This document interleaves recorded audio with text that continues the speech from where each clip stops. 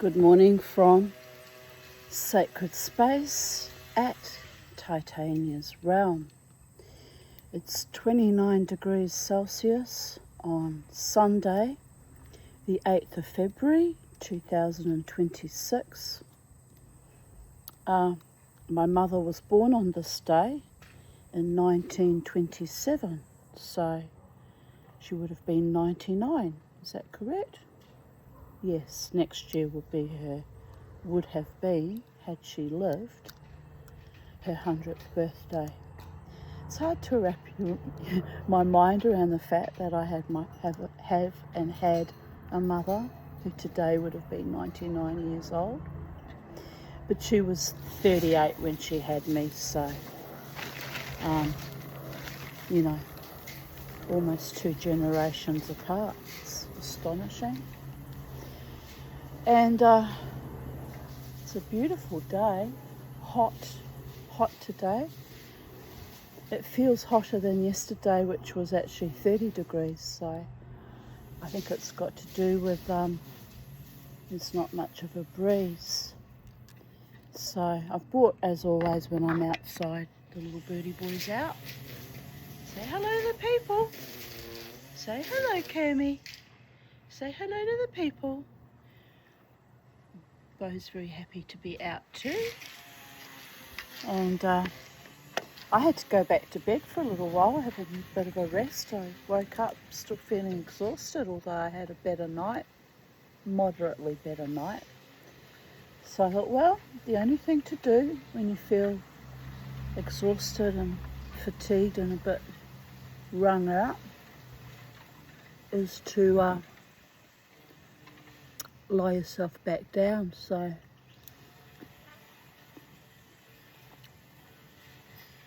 I was listening to Third Eye Drops, his latest podcast video put out yesterday, and so I was listening to that, and then I sort of passed out for a while, and then I came back to consciousness and carried on listening. So I often do that.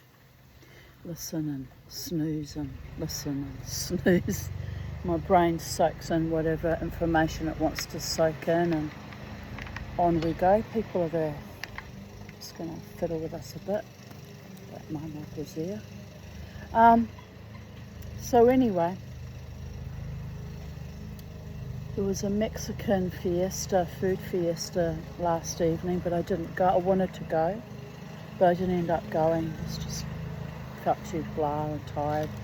It's a shame, because it would have been nice to take myself out and have a nice meal and listen to some nice music. But it's I have to be in the right frame of mind to take myself out, because I have to go alone, and sometimes if I don't feel all that particularly courageous or well, I don't go. It's a shame. It's getting worse as I get older.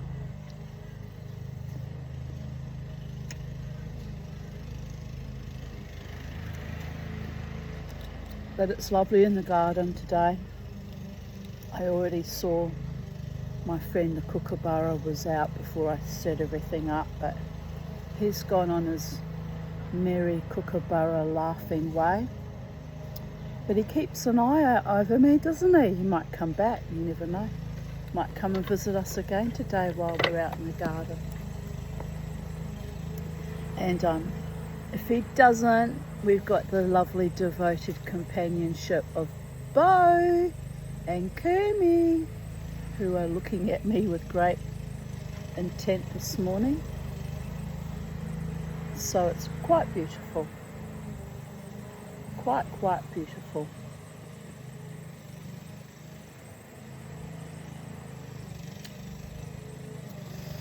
But yes, I woke up with a bit of an itchy rash along here that'll be from the mask straps, and the inside of my cheek feels sore, and it's just a grumbling, rolling on, straggling, struggling, striving existence, quite frankly. But anyway, that's quite sore inside my mouth. I don't know what damage I've done there, by the gods. Anyway, I've slapped on sunscreen but I forgot to do my arms. But across my back and my shoulders because they're already scarified with skin cancer excisions, and I've got to try and protect what's left of that integrity across my back shoulders. And unpleasant though it might be. So let us continue on with chapter 18, an entertainment with animals. The house was humming with activity. Groups of peasants loaded with baskets of produce and bunches of squawking hens clustered round the back door. Spiro arrived twice, and sometimes 3 times a day. Well, the mowing has to be done, people of Earth. Just wait a little bit, I'll fill up my glass till the rest of the noise is over. It's my neighbours looking after their yard beautifully. For his beautiful woman and his woman's beautiful house. It's after all very well, I must say.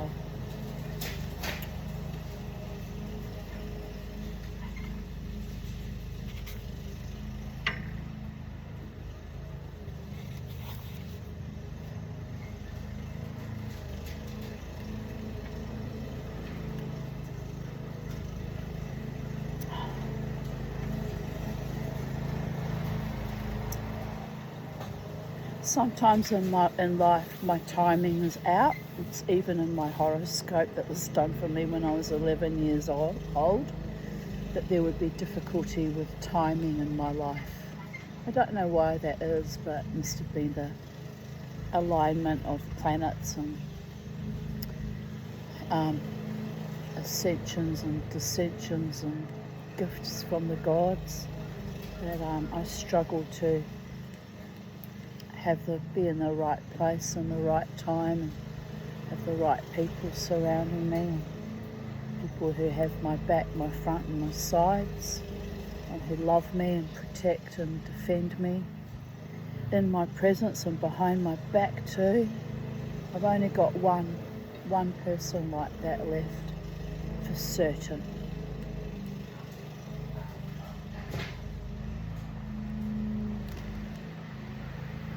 So, as my mother used to say, she was quite right about actually.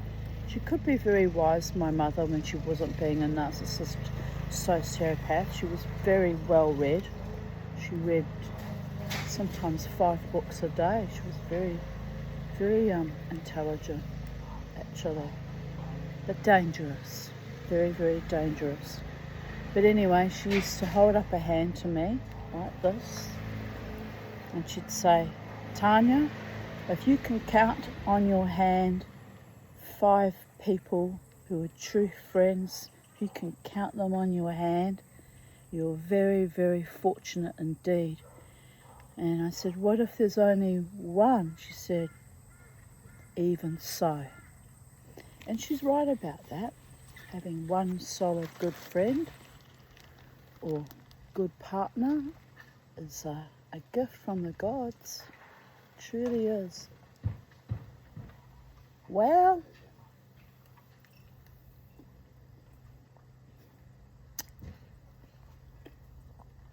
my friends often come to me in non-human form, which is kind of ironic when you think about it. My 2 little birdie boys sitting happily in the garden. Little Bo's having, oh, that tooth really hurts too.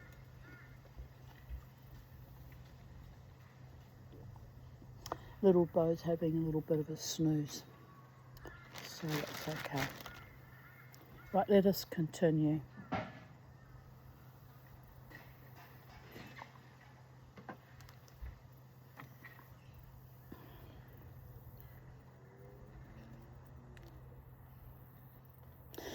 Spiro arrived twice and sometimes 3 times a day. The car piled high with crates of wine, chairs, trestle tables, and boxes of foodstuffs. The magpies, infected with the excitement, flapped from one end of their cage to the other, poking their heads through the wire and uttering loud, raucous comments on the bustle and activity. In the dining room, Margot lay on the floor, surrounded by huge sheets of brown paper on which she was drawing large and highly coloured murals in chalk. In the drawing room, Leslie was surrounded by huge piles of furniture and was mathematically working out the number of chairs and tables the house could contain without becoming uninhabitable. In the kitchen, Mother, assisted by 2 shrill peasant girls, moved in an atmosphere like the interior of a volcano, surrounded by clouds of steam, sparkling fires, and the soft bubbling and wheezing of pots.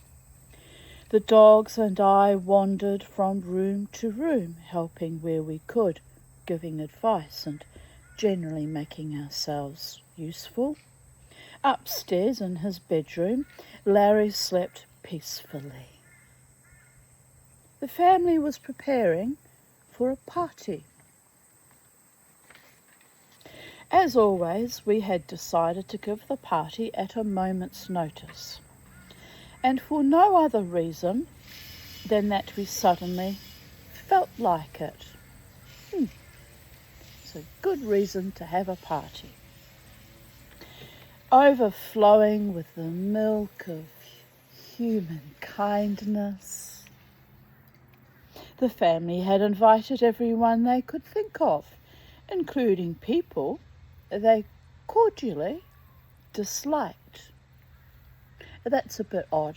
I don't invite people I dislike to my parties. Remember the party for my birthday when I was 25 where they all fought over who bought the best perfume for me? And I liked them at the time. By the gods. I've had some very weird parties.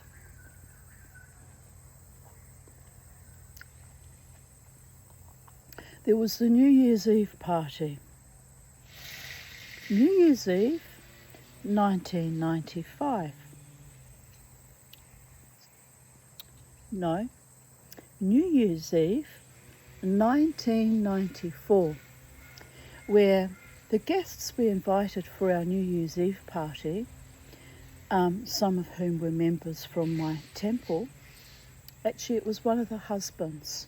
He was an obnoxious, envious, vicious, puerile little man, sat looking around at my lovely home, swimming pool, my children. They'd never had children. I think that was part of the envy too. Looking around at my other guests, took a good solid long look at my friend Jared, who has only ever been then and up until recent memory, a platonic friend, and loudly declared that how long had I been having an affair with Jared, and set to trying to humiliate both myself and Jared in the presence of all our guests, and of course my then husband.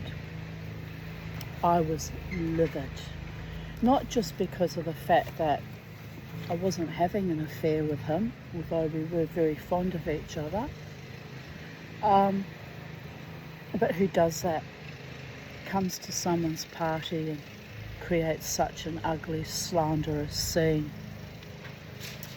Georgie Boyle's husband, I believe it was. Don't remember that scumbucket's name, but trash. The worst kind of verminous trash. I actually felt sorry for Georgie being married to something like that, but then I thought about it and thought, guilt by association.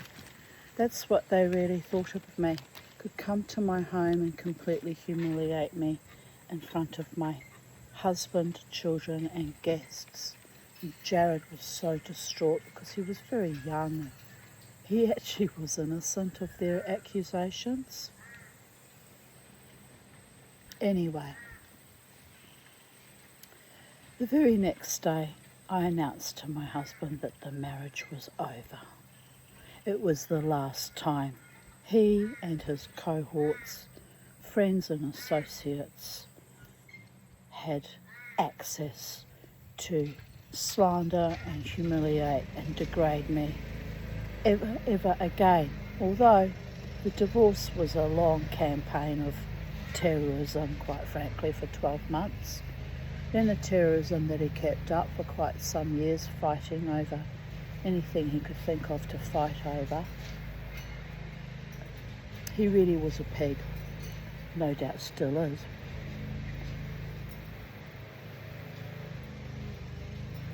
So yes, the last party I gave, which was at this home, when I say party where there was more people invited than just Jared or my daughter and her boyfriend, which was the party we had, that was actually the last party, 2012, when I got my inheritance. And that was a very odd party too, because Brendan spent the whole time making up songs about how awful Jasmine was, which was funny for the first few minutes. And then I said, wait a minute, knock it off.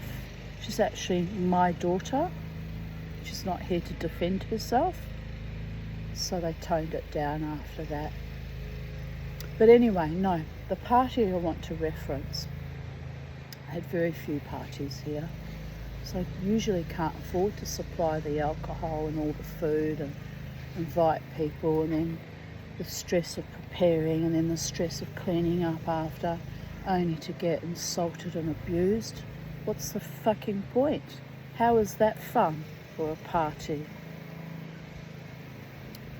So anyway, but the party prior to that was probably one of the nicest parties I'd ever had. And I invited, a group of people that I'd met on Pal Talk and in the psychic spiritual chat rooms. And they came and they stayed here. We partied for 3 or 4 days? We partied until the huge bucket of punch fermented and started frothing and growing out of the bucket. I called it the never-ending bucket of doom, but my then friend Ken said, no, it's the bucket of joy. It just never ends. He was right to put a positive spin on it, but it was so fermented that we got scared of drinking any more of it, just in case we might actually give ourselves some form of poisoning. But I remember still, I had this big outdoor table that we found, actually was someone had thrown out on the street, and we brought it here and we all sat around it. There was about 8 or 10 of us. And then day 2 we all sat here under the frangipani trees. I didn't have the bromeliads growing there then. And chairs, and we just sat in the shade. It was the loveliest party, but again there was some unpleasantness and nastiness because my then boyfriend Courtney started, because he was always perpetually stoned, you understand, on marijuana, cannabis. He started putting me down. We were sitting at the dining table, and I'll never forget it actually. Ken was so stoned too, he was leaning sideways, just about falling off his chair, and I would just get a finger and prop him up and he'd sit upright again and look at me.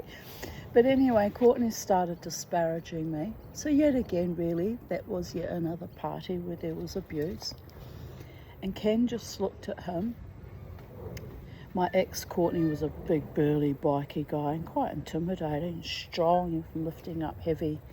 He was an engine reconditioner, he used to lift up heavy blocks, and chains and things like that.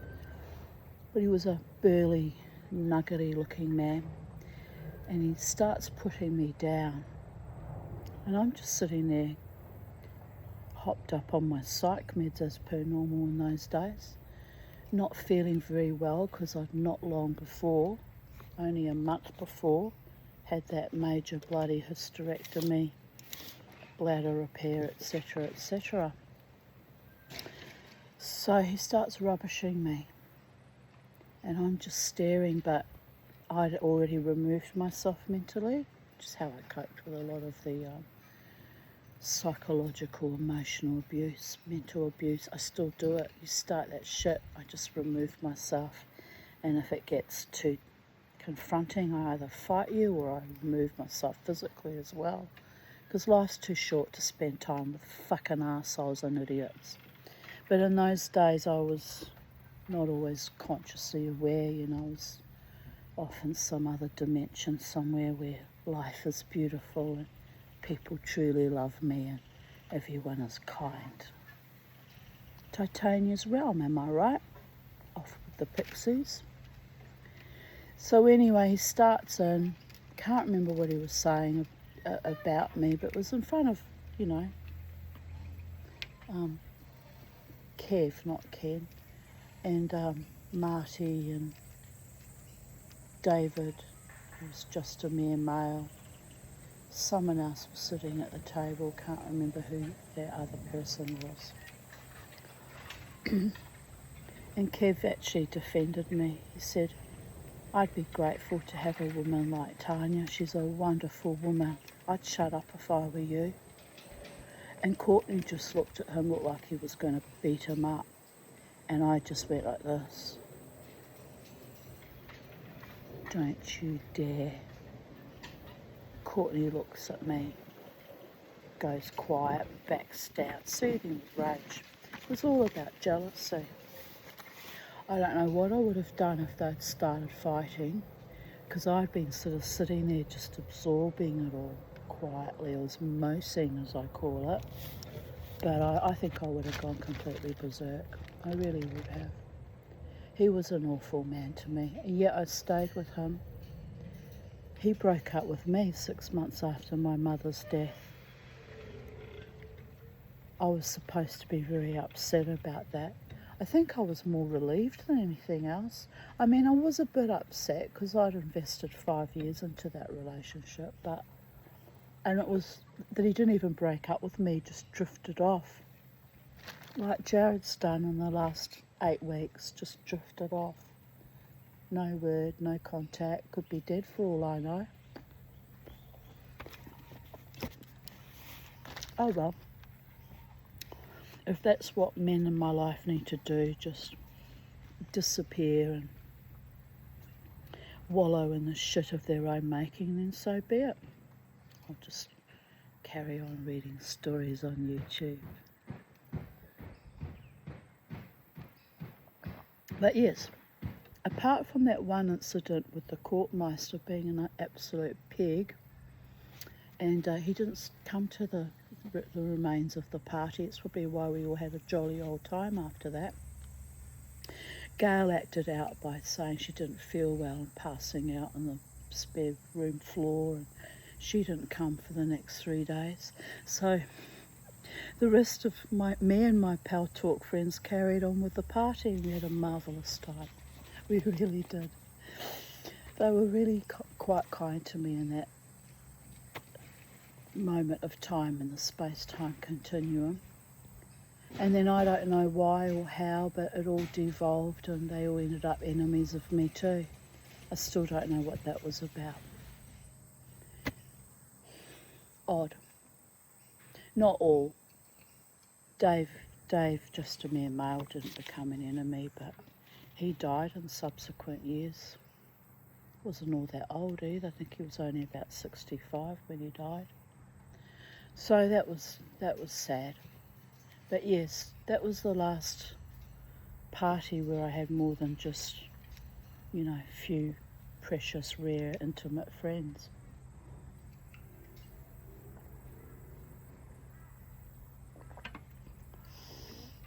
And to be fair, I kind of avoid going to parties as well because, it's not worth the anxiety and the not fitting in, people being superficial and callow and cruel. I just can't put myself through it, people of Earth. I sometimes think, you know, maybe that's what I did wrong with all my friends in the music scene. Maybe they might have wanted me to invite them here and have a big party, but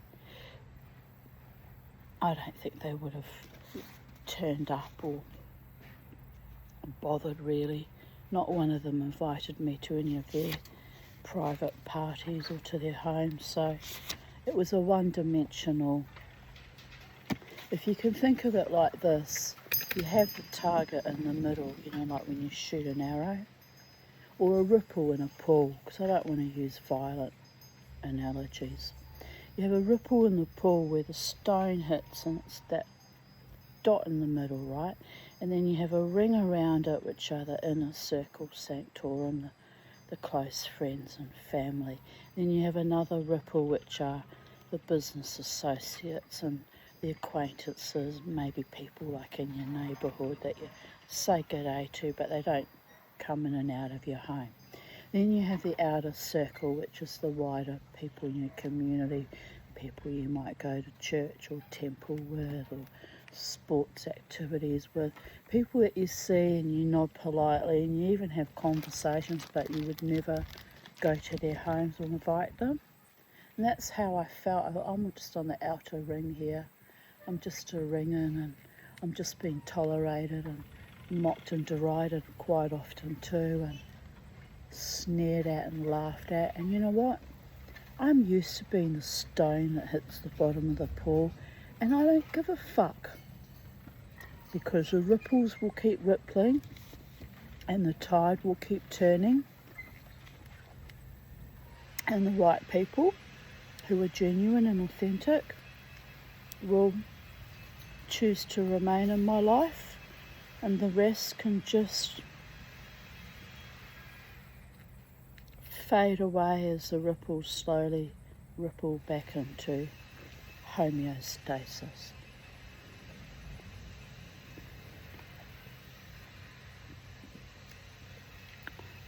And I know who really does care about me and is genuine. Although I've said that before and been wrong before, haven't I?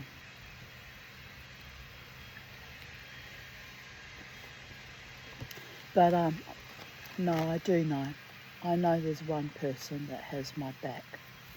They can't be with me in my inner whirlpool, the inner ripple, because professional capacities and boundaries and, you know, protecting our individual psychic, intellectual,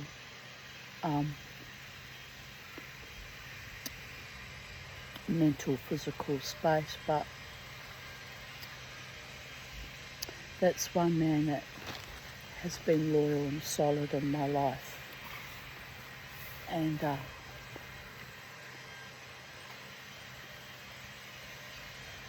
I feel I can trust him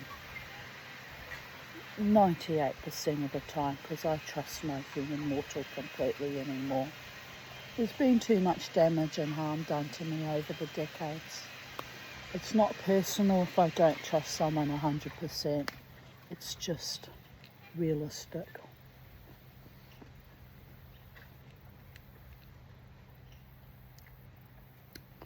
So anyway, let's continue on with the story. The family was preparing for a party.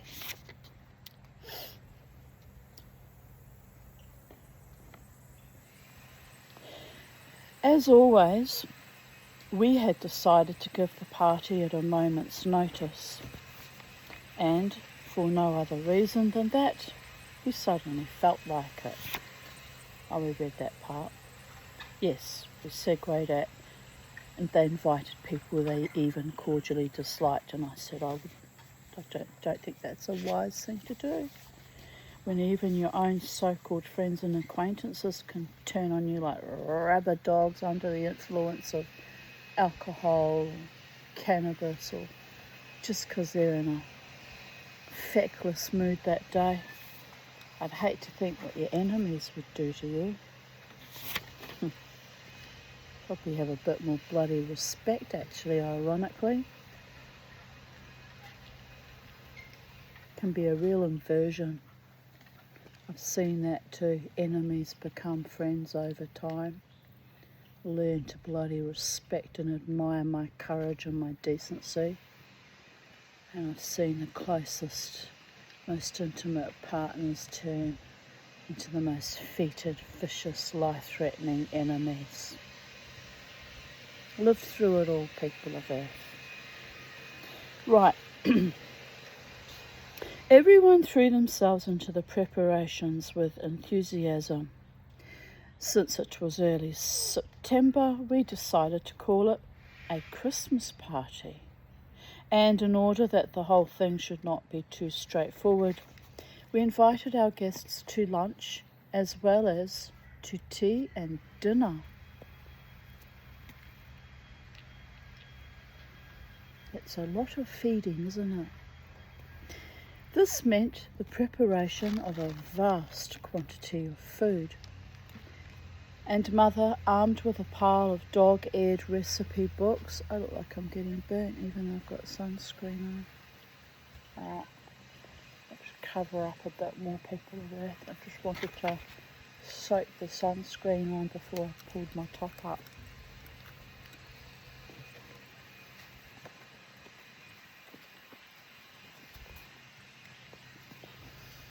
And Mother, armed with a pile of dog-eared recipe books, disappeared into the kitchen and stayed there for hours at a time. Even when she did emerge, her spectacles misted with steam, it was almost impossible to conduct a conversation with her that was not confined exclusively to food. My ex-husband was a chef and he was obsessed with food. That was his sole topic. Food, food, food, food, food.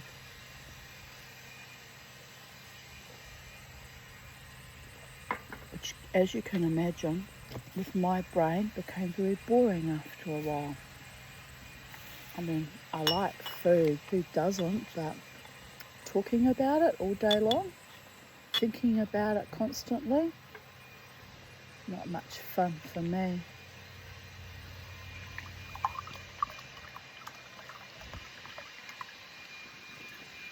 I need intellectual stimulation. That's why I'm so grateful in a way the last few years with YouTube and all the interesting podcasters all talking about, ufology and the paranormal and interesting topics that I personally enjoy. Other people would find that boring too, no doubt. But I can spend hours, I do spend hours each day absorbing and listening and thinking about all sorts of interesting topics. And it keeps my mind active and open and conscious and aware and stimulated, much more interesting than what's for lunch, what's for dinner, delivered in that exact tone of voice, by the way.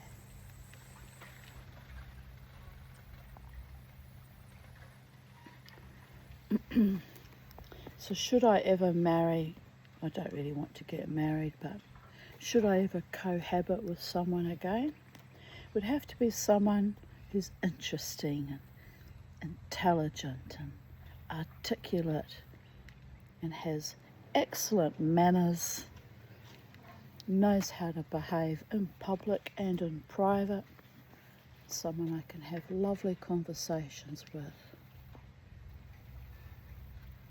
someone non-confrontational, and because you're not going to agree about everything, people of Earth, but someone who just enjoys being in my company, not sitting with his shoulder to you like you're some kind of vermin. That was so rude. You know, I haven't heard from that couple of friends yet. I don't know what that was about. Maybe they're embarrassed that he was so rude too, or maybe they thought I acted out, because I did start to decompensate by the end of it, people of that. But I was just too delighted in the pigeon and I reaching that level of connectivity that the humans seem to be incapable of, fighting me about the fact that I believe in God. It's hyenas. It really is. Hyenas behave like two hyenas. So you know what? As much as I love them, and they've been good friends, it's I'm not all that bothered that I haven't heard from them since, and I'll be distancing myself too, I think.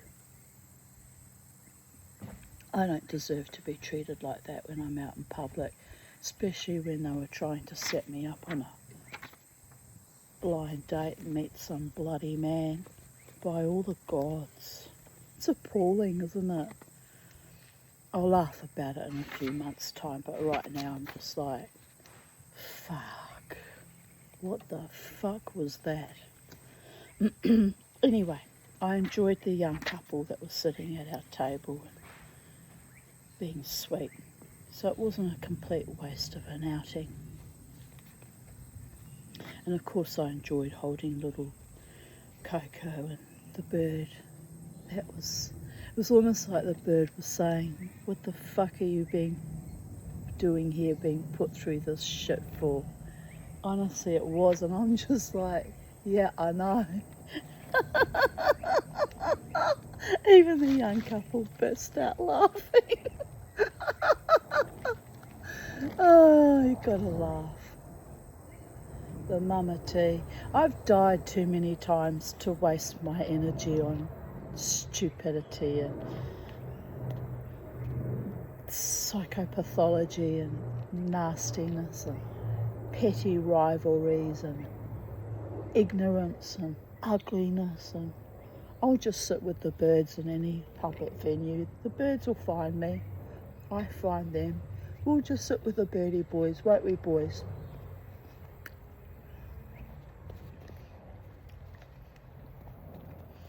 We'll find an animal to pet and we'll just ignore the rest. It's just not worth my time.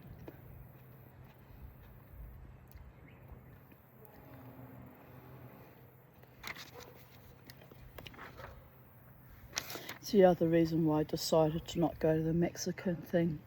I thought I'll be sitting there all alone, anxious, stressed, trying to eat my dinner, and some sleazoid will come and I'll be like, can you just fuck off? And ruin the whole afternoon, evening. And there were no pets, so there'd be no doggies to distract myself with. I really have been isolated and marginalised by my fellow Homo sapiens who are less sapiens every fucking day. By the gods. Like that winnowing pool drifting out into nothingness.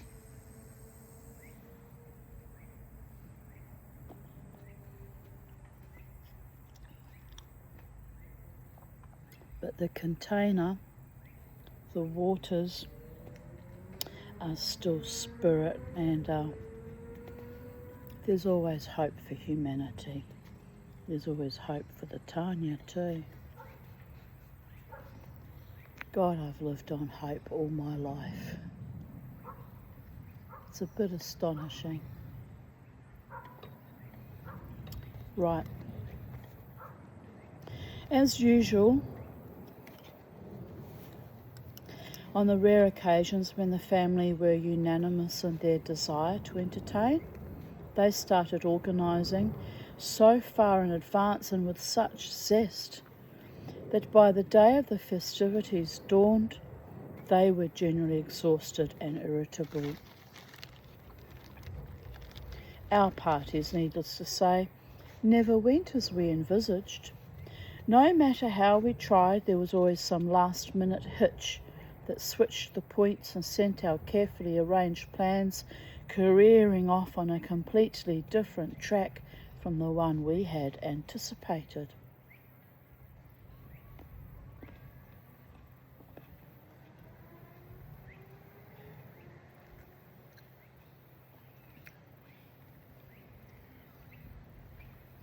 We had, over the years, become used to this, which is just as well, for otherwise our Christmas party would have been doomed from the outset, for it was almost completely taken over by the animals.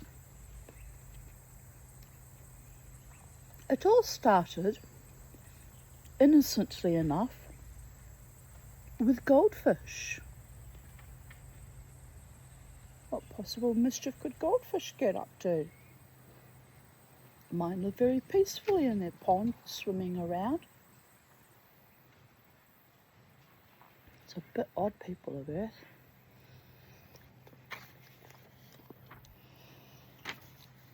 I had recently captured, with the aid of Costi, the ancient terrapin I called Old Plop. Now we have it. To have obtained such a regal and interesting addition to my collection of pets made me feel that I should do something to commemorate the event. The best thing would be, I decided, to reorganise my terrapin pond, which was merely an old tin wash tub. I felt it was too lowly a hovel for such a creature as Old Plop to inhabit. So I obtained a large, square stone tank, which had once been used as an olive oil store, and proceeded to furnish it artistically with rocks, water plants, sand, and shingle. When completed, it looked most natural, and the terrapins and water snakes seemed to approve. Well, he kept the water snakes. Well, there you go. However, I was not quite satisfied. The whole thing, though undeniably a remarkable effort, seemed to lack something. After considerable thought, I came to the conclusion that what it needed to add the final touch was goldfish. Terrapins and water snakes eat goldfish. Dear goddess, he hasn't thought that one through.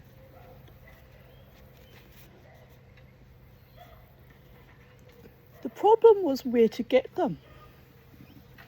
The nearest place to purchase such a thing would be Athens, but it would be a complicated business and, moreover, take time. I wanted my pond to be complete for the day of the party. The family I knew too occupied to be able to devote any time to the task of obtaining goldfish, so I took my problem to Spiro.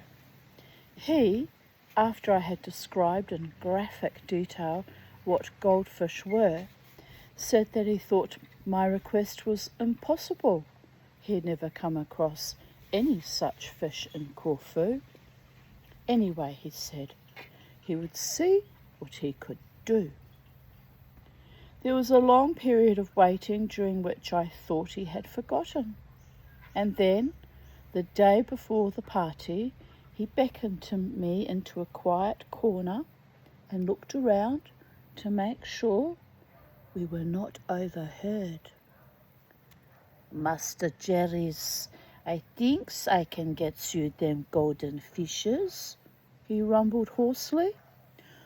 Don't says anythings to anyone's. You comes into towns with me this evenings when I takes your mothers to have her hairs done and brings something to put them in. Thrilled with this news, for Spiro's conspiratorial air lent a pleasant flavour of danger and intrigue to the acquisition of goldfish, I spent the afternoon preparing a can to bring them home in.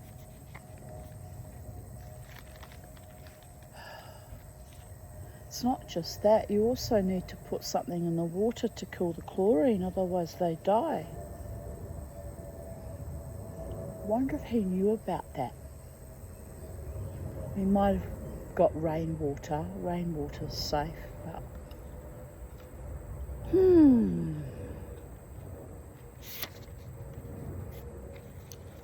But only if it's been left out for a few days, actually, thinking about it. Anyway, thrilled with this news, we read that. That evening, Spiro was late, and Mother and I, I read that, and Mother and I had been waiting on the veranda some considerable time before his car came, honking and roaring up the drive, and squealed to a halt in front of the villa. "Gollies, Mrs. Duddles, I'm sorry as I'm late," he apologised as he helped Mother into the car. "That's all right, Spiro. We were only afraid that you might have had an accident." "Accidents?" said Spiro scornfully. "I never has accidents. No, it was them piles again." "Piles?" said Mother, mystified. "Yes, I always gets them piles at this times," said Spiro moodily. "Shouldn't you see a doctor if they're worrying you?" suggested Mother. "The doctors?" repeated Spiro, puzzled. "What's for's?" "Well, piles can be dangerous, you know," Mother pointed out. "Dangerous?" "Yes, they can be if they're neglected."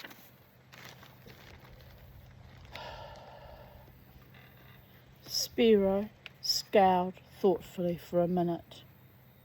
"I mean them aeroplane piles," he said at last. "Aeroplane piles?" "Yes, French, I thinks they's are." "You mean aeroplane pilots?" "That's what I says, piles," Spiro pointed out indignantly. It was, there's that beautiful triangular blue butterfly again. It's just lovely.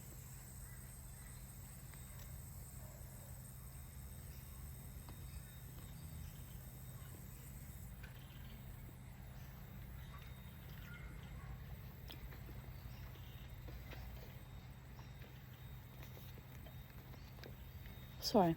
It was dusk when we dropped Mother at the hairdresser's, and Spiro drove me over to the other side of the town, parking outside some enormous wrought iron gates.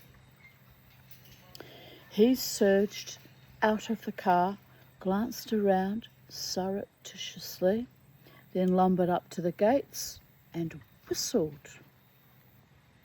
Presently, an ancient and bewhiskered individual appeared out of the bushes, and the two of them held a whispered consultation. Spiro came back to the car. "Gives me the cans, Master Jerry's, and you stay here's," he rumbled. "I won't be longs."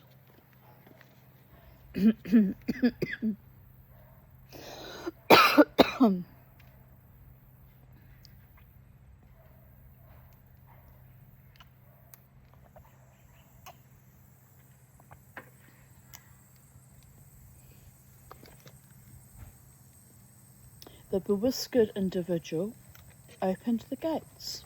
Spiro waddled in, and they both tiptoed off into the bushes. Half an hour later, Spiro reappeared, clutching the tin to his massive chest, his toes squelching, his trouser legs dripping water. "There's you are, Mr. Jerry's," he said, thrusting the tin at me. Inside swam 5 fat and gleaming goldfish.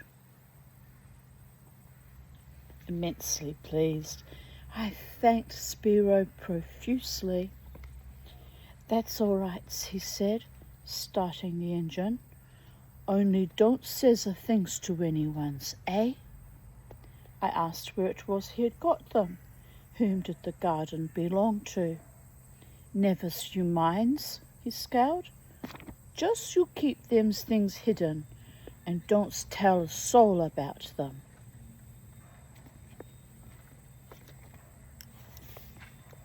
It was not until some weeks later that, in company with Theodore, I happened to pass the same wrought iron gates, and I asked what the place was. He explained that it was the palace in which the Greek king, or any other visiting royalty, stayed when he descended on the island. My admiration for Spiro knew no bounds. To actually burgle a palace and steal goldfish from the king's pond struck me as being a remarkable achievement. It also considerably enhanced the prestige of the fish as far as I was concerned, and gave an added lustre to their fat forms as they drifted casually among the terrapins. It was on the morning of the party that things really started to happen. To begin with, Mother discovered that Dodo had chosen this day of all days to come into season. One of the peasant girls had to be detailed to stand outside the back door with a broom to repel suitors so that Mother could cook uninterruptedly. But even with this precaution, there were occasional moments of panic when one of the bolder Romeos found a way into the kitchen via the front of the house. After breakfast, I hurried out to see my goldfish and discovered, to my horror, that 2 of them had been killed and partially eaten. In my delight at getting the fish, I had forgotten that both terrapins and the water snakes were partial to a plump fish occasionally. Not just occasionally either.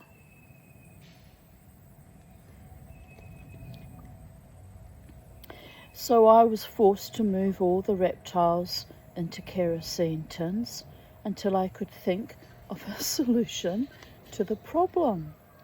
Uh-oh. By the time I had cleaned and fed the magpies and Aleko, I had still thought of no way of being able to keep the fish and reptiles together, and it was nearing lunchtime. The arrival of the first guests was imminent. Moodily, I wandered around to my carefully arranged pond to discover, to my horror, that someone had moved the water snake's tin into the full glare of the sun. Wonder why they did that. It's a bit mean, isn't it? Probably didn't realise they were in there. They lay on the surface of the water, so limp and hot that for a moment I thought they were dead. It was obvious that only immediate first aid could save them, and picking up the tin, I rushed into the house. Mother was in the kitchen, harassed and absent-minded, trying to divide her attention between the cooking and Dodo's followers. I explained the plight of the snakes and said that the only thing that would save them was a long, cool immersion in the bath. Could I put them in the bath for an hour or so? Well, yes, dear, I suppose that would be all right. Make sure everyone's finished, though, and don't forget to disinfect it, will you? She said. I filled the bath with nice, cool water and placed the snakes tenderly inside. In a few minutes they showed distinct signs of reviving.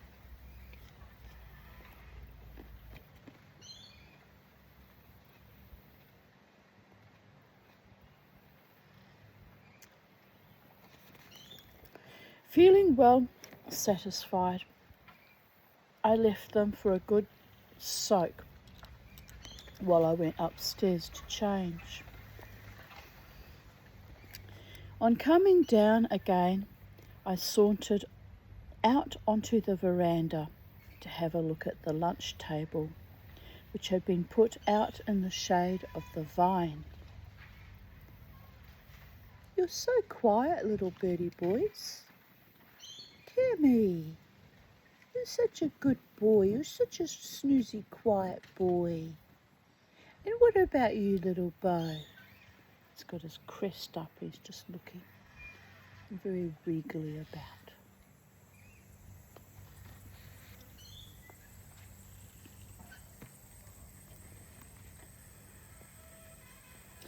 Feeling well satisfied, I left them for a good soak while I went upstairs to change.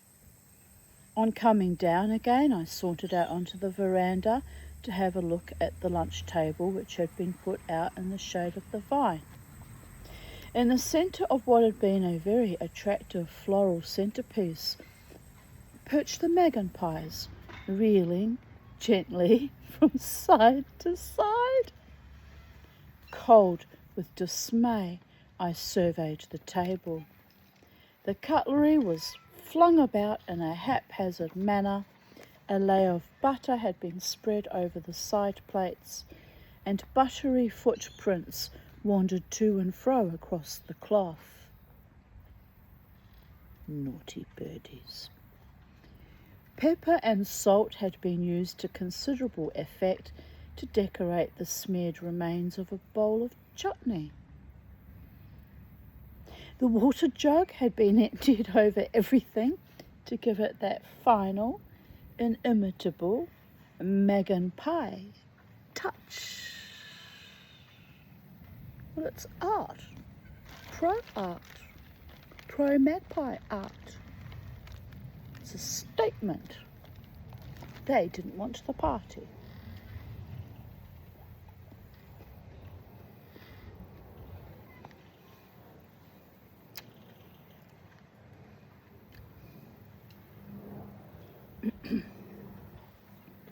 There was something decidedly queer about the culprits, I decided. Instead of flying away as quickly as possible, they remained squatting among the tattered flowers, swaying rhythmically, their eyes bright, uttering tiny chunks of satisfaction to each other. The was from me, not in the book, you understand. But I'm already ahead of myself in the story.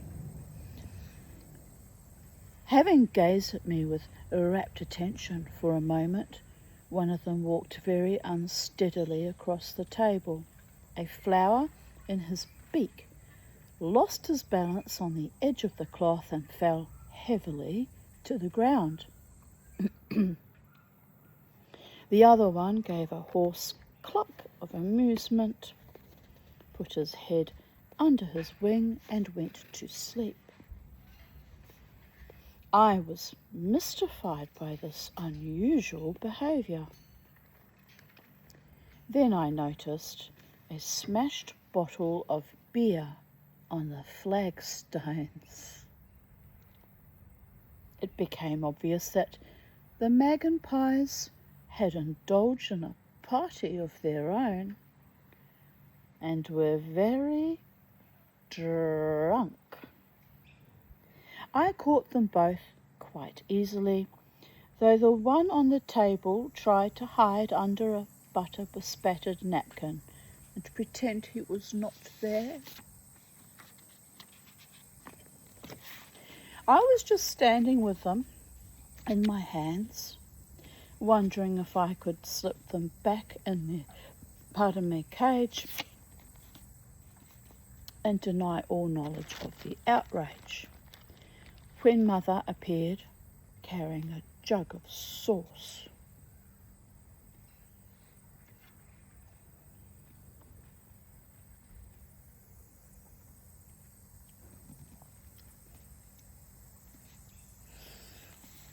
Caught, as it were, red-handed, I had no chance of being believed if I attributed the mess to a sudden gale or to rats or any one of the excuses that had occurred to me. The magpies and I had to take our medicine.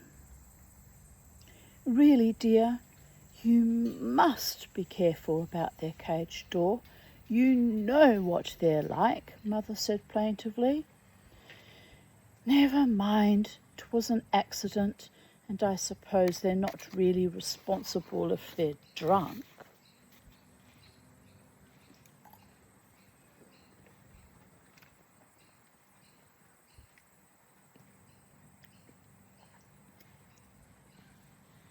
Kumi says, I've never been drunk, Mama too.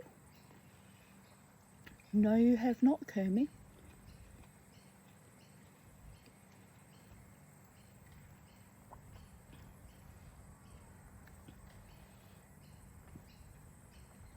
I half expect a visit from Kookaburra again. I can feel this enveloping energy, not quite as human-like and masculine as it was yesterday, but there's definitely an upsurge in the energy. I can even hear the cicadas all going off now. They were probably going this whole time, but I've become more aware of them, or they seem louder.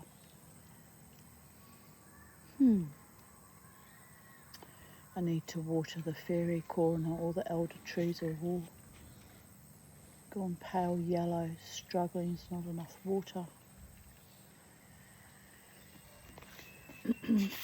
How many pages have we got to do still? Quite a few. Just excuse me a moment. I'm going to run the hose out and do that because I don't want them to die. I'll leave you watching the birdie boys while I get us the plants some water.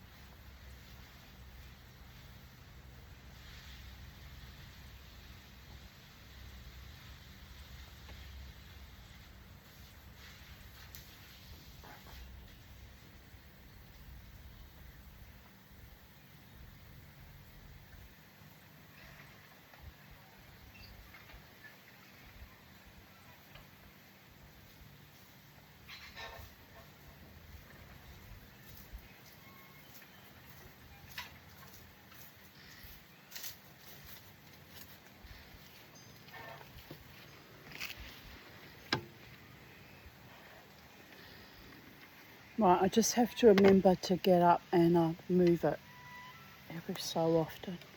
Because, yeah, things are dying. Just everything's dying. It hasn't had no rain. It's a bit of a worry, actually. They keep forecasting rain, getting it wrong. Trust the science. But, who knows? In the meantime, we just have to water the garden. It's not that hard. Why is that grass sitting all over the place? By the gods. Right.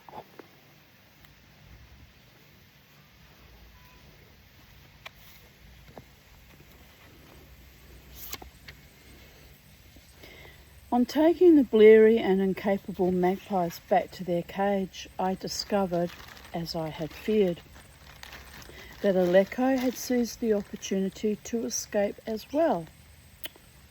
Honestly, kid.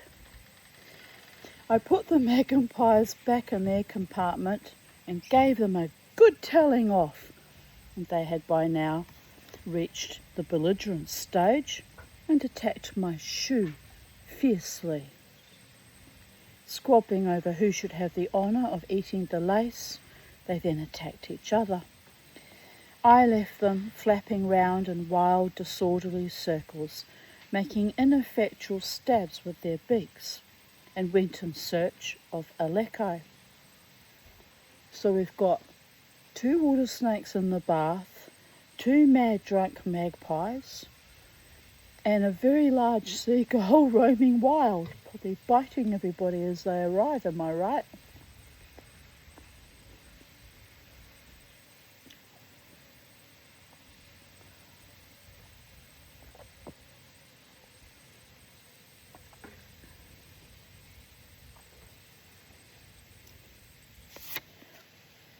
I hunted through the garden and all over the house, but he was nowhere to be seen.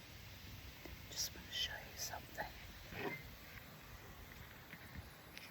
What you doing, little Bo? Are you chewing the wooden swing? You really like that swing now?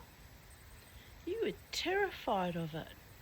He still doesn't like just the plain straight swings like that one. He's got one in his cage, won't use it. But he likes this one. It's odd, isn't it?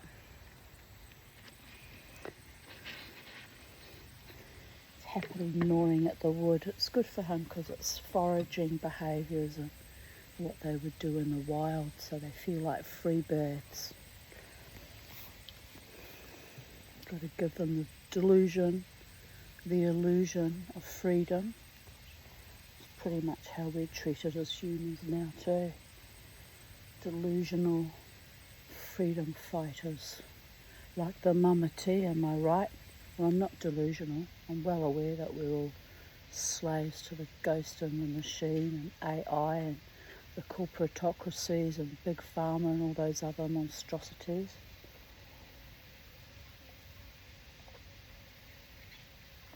I'm well hated for refusing to be inculcated into that nightmare. For my courage to say no. What does it matter anyway? I'm old and alone and going to die alone. And what does it matter? It's all, in the broad scheme of things, it's all pointless. But the garden is being watered and I'm carrying on as per normal. Living my best life, am I right, little Bo? Yes, Mamati. And you're taking very good care of us too. And we're very happy birdies. I think so too.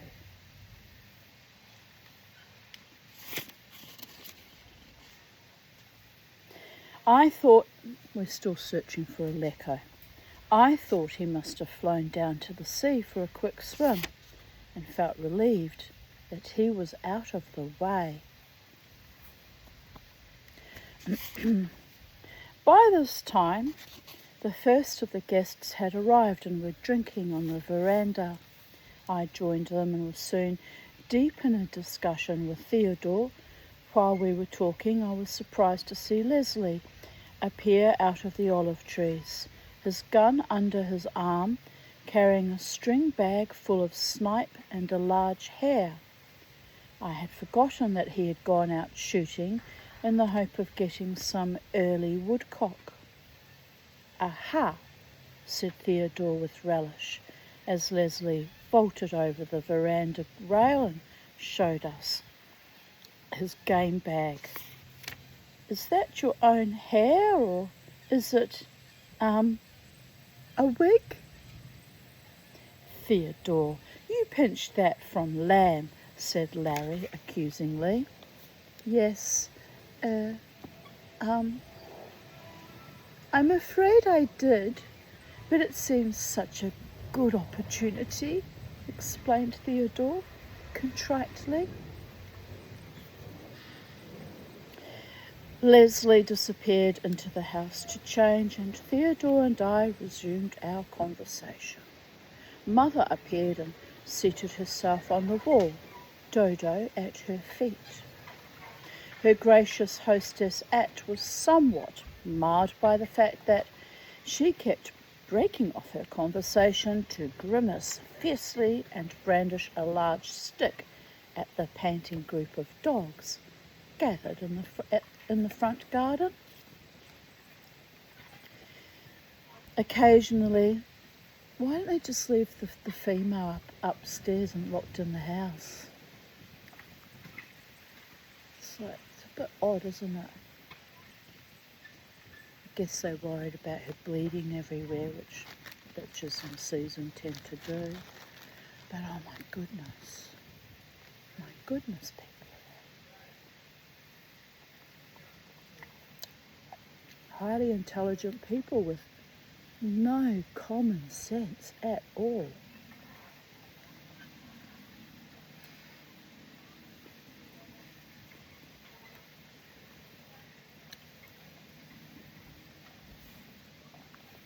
Anyway, not my monkey, not my circus. I'll carry on reading the story. Occasionally, an irritable, snarling fight would flare up among Dodo's boyfriends, and whenever this occurred, the entire family would turn round and bellow, "Shut up!" in menacing tones. This had the effect of making the more nervous of our guests spill their drinks. After every such interruption, Mother would smile round brightly and endeavour to steer the conversation back to normal. She had just succeeded in doing this for the third time, when all talk was abruptly frozen again by a bellow from inside the house. It sounded like the sort of cry the Minotaur would have produced if suffering from toothache. "Whatever's the matter with Leslie?" asked Mother. She was not left long in doubt, for he appeared on the veranda, clad in nothing but a small towel. "Jerry!" he roared, his face a deep red with rage. "Where's that boy?" Now, dear," said Mother soothingly. "Whatever's the matter?" "Snakes," snarled Leslie, making a wild gesture with his hands to indicate extreme length, and then hastily clutching at his slipping towel. "Snakes, that's what's the matter." The effect on the guests was interesting. The ones that knew us were following the whole scene with avid interest. The uninitiated wondered if perhaps Leslie was a little touched, and were not sure whether to ignore the whole incident and go on talking, or to leap on him before he attacked someone. What are you talking about, dear? That bloody boys filled the sodding bath full of bleeding snakes, said Leslie, making things quite clear. Language, dear, language, said Mother automatically, adding absently, I do wish you'd put some clothes on, you'll catch a chill like that. Damn great things like hose pipes. Another synchronicity as I just decided to water the garden. Well, there you go.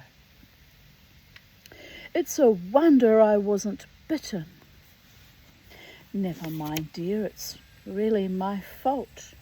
I told him to put them there, Mother apologised, and then added, feeling that the guests needed some explanation, they were suffering from sunstroke, poor things. Really, Mother, exclaimed Larry, I think that's carrying things too far.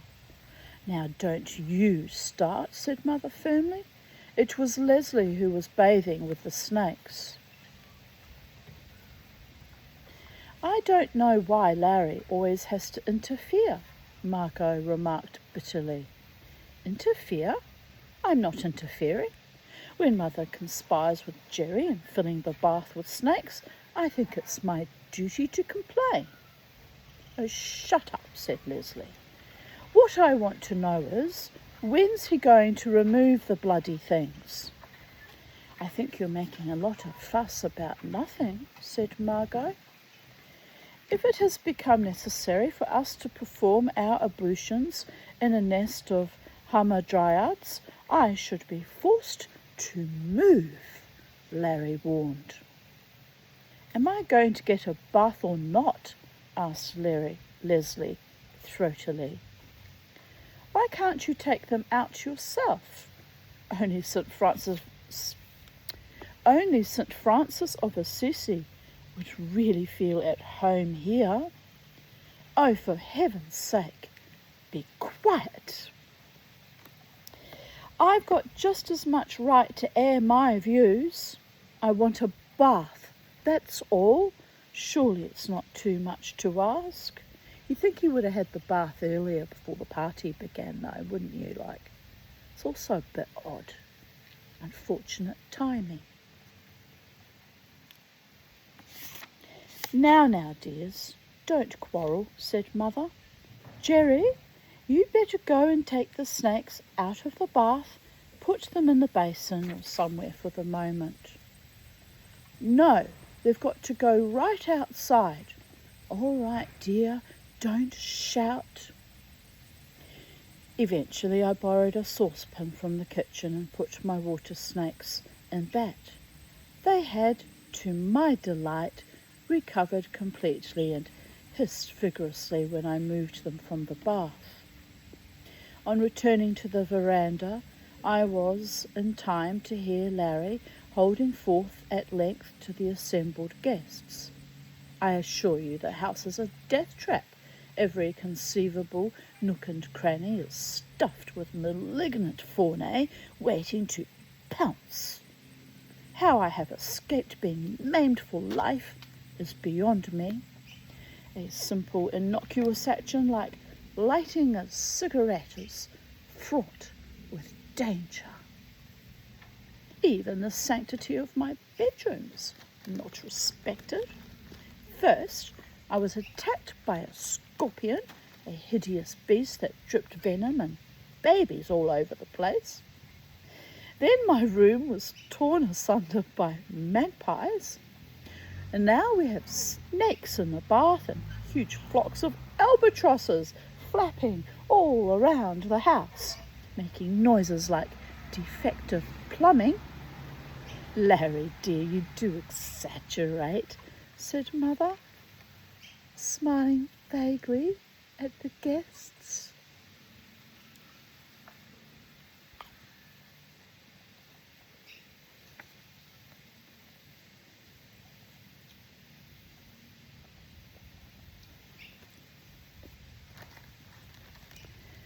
My dear Mother, if anything, I am understating the case.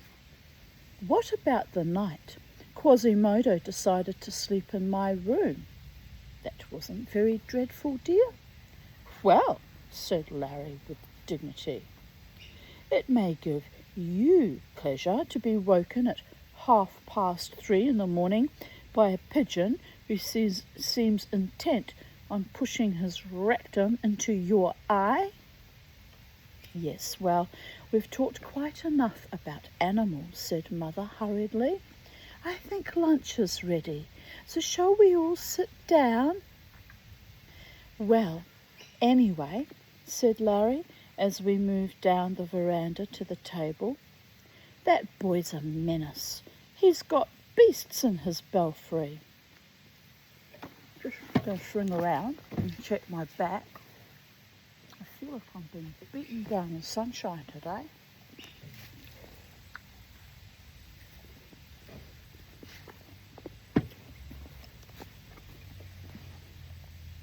It's getting quite warm anyway.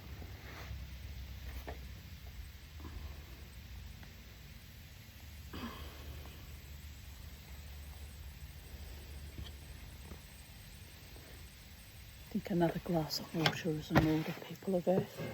Let's get with the program. Stay hydrated while we slowly burn to a crisp.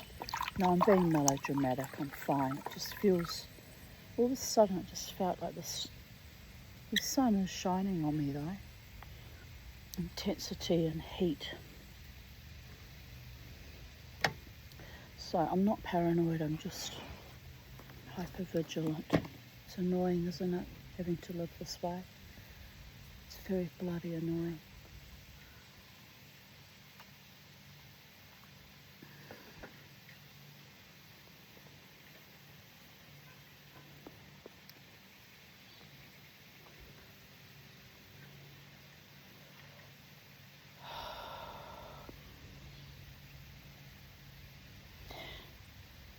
The guests were shown their places. There was a loud scraping as chairs were drawn out, and then everyone sat down and smiled at each other. The next moment, two of the guests uttered yells of agony and soared out of their seats like rockets. Oh dear, now what's happened? Asked Mother in agitation. It's probably scorpions again, said Larry, vacating his seat hurriedly. Something bit me in the leg. Oh, there you are, exclaimed Larry, looking round triumphantly. Exactly what I said. You'll probably find a brace of bears there. The only one not frozen with horror at the thought of some hidden menace lurking round his feet was Theodore, and he gravely bent down, lifted the cloth, and poked his head under the table. Aha, he said interestedly, his voice muffled. What is it? Asked Mother. I love how she just plays dumb the whole time. It's probably something I would do. Theodore reappeared from under the cloth. It seems to be some sort of a bird, a large black and white one. It's that albatross, said Larry excitedly. No, corrected Theodore. It's some species of gull, I think. Don't move. Keep quite still unless you want your legs taken off at the knee, Larry informed the company. Gulls can be quite difficult creatures to catch. Ask me how I know. My friend Lynn Robertson had a pet wild gull for a while there. Savage little beast it was. She didn't keep it for very long, if I recall correctly, but it was difficult, a very difficult creature to keep in captivity.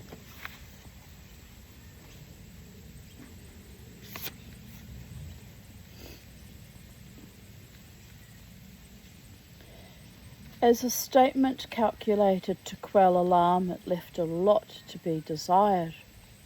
Everybody rose in a body and vacated the table. From beneath the cloth, Aleko gave a long, menacing yap, whether in dismay at losing his victims or protest at the noise, it was difficult to say. "Jerry, catch that bird up immediately," commanded Larry from a safe distance. "Yes, dear," Mother agreed. "You'd better put him back in his cage. He can't stay under there." I gently lifted the edge of the cloth, and Aleko, squatting regally under the table, surveyed me with angry yellow eyes. I stretched out a hand towards him, and he lifted his wings and clicked his beak savagely. He was obviously in no mood to be trifled with. I got a napkin and started to try to manoeuvre it towards his beak. "Do you require any assistance, my dear boy?" inquired Kralevsky, obviously feeling that his reputation as an ornithologist required him to make some sort of offer.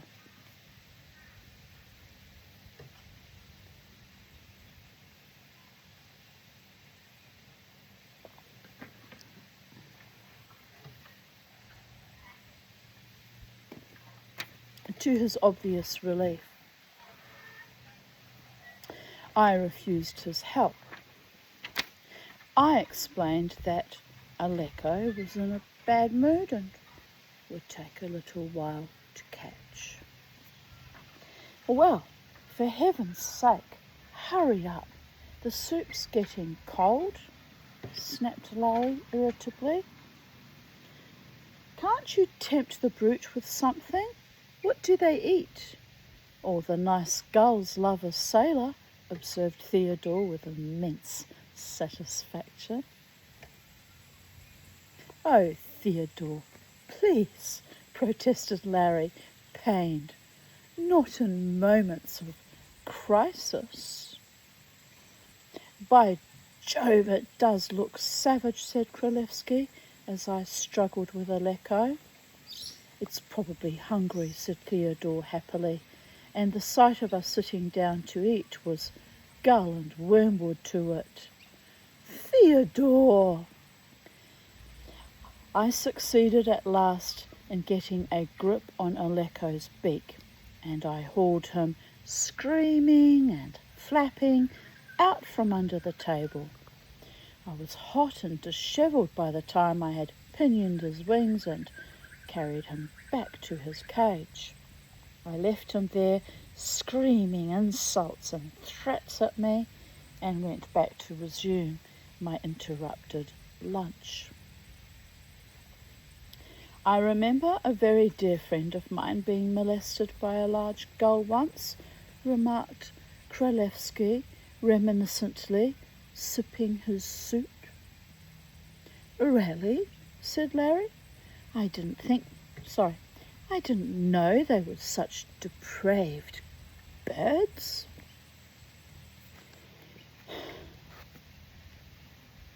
"He was walking along the cliffs with a lady," Kralevsky went on, without listening to Larry, "when the bird swooped out of the sky and attacked them." Just going to move us because there's too much heat in this kitchen. It's right on my back.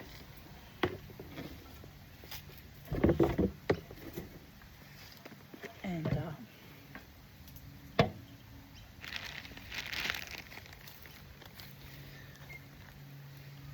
that's a little bit better, I think.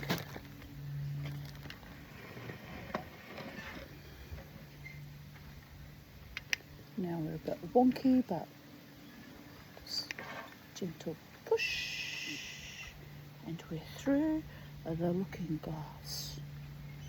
The not so good looking glass, as the case might be, but oh well. A scrub up okay with a bit of makeup and of course my femme fatale attitude. people of Earth.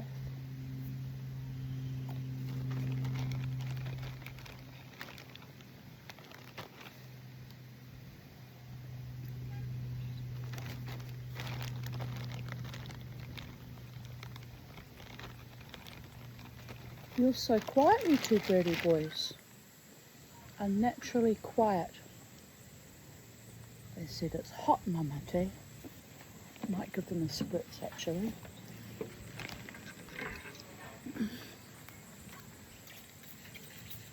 Spritsies. Spritz.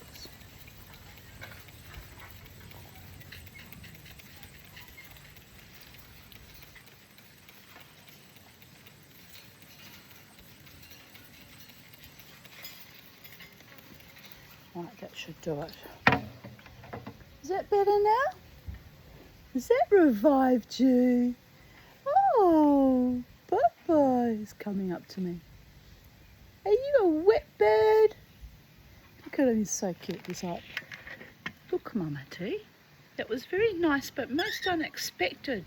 You're supposed to give us a warning when you spritz us.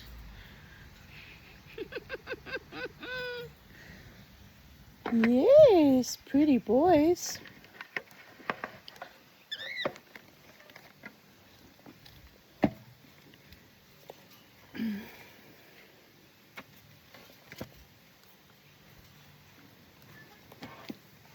He was walking along the cliffs with a lady, Królewski went on, without listening to Larry, when the bird swooped out of the sky and attacked them. My friend told me he had the greatest difficulty in beating it off with his umbrella. Not an enviable experience, by Jove, eh? Extraordinary, said Larry. What he should have done, being hounded by a march fly now, nasty little buggers. What he should have done, Theodore pointed out gravely, was to point his umbrella at it and shout, "Stand back or I'll fire!" Whatever for? Inquired Królewski, very puzzled. The gull would have believed him, flown away in terror, explained Theodore blandly. But I don't quite understand, began Królewski, frowning. You see, they're terribly gullible creatures, said Theodore in triumph. Honestly, Theodore, you're like an ancient copy of Punch, groaned Larry. The glasses clinked, knives and forks clattered, and the wine bottles glugged as we progressed through the meal. Delicacy after delicacy made its appearance. Ow! And after the guests had shown their unanimous approval of each dish, Mother would smile deprecatingly. I don't know why this bra is so out of wonk. It's just this one white bra. It's badly designed. It's just one's higher than the other. It's not my boob, it's the cut of the design. It's really trivial in the broad scheme of things. I know. Let's move the hose. I'll be back in a moment.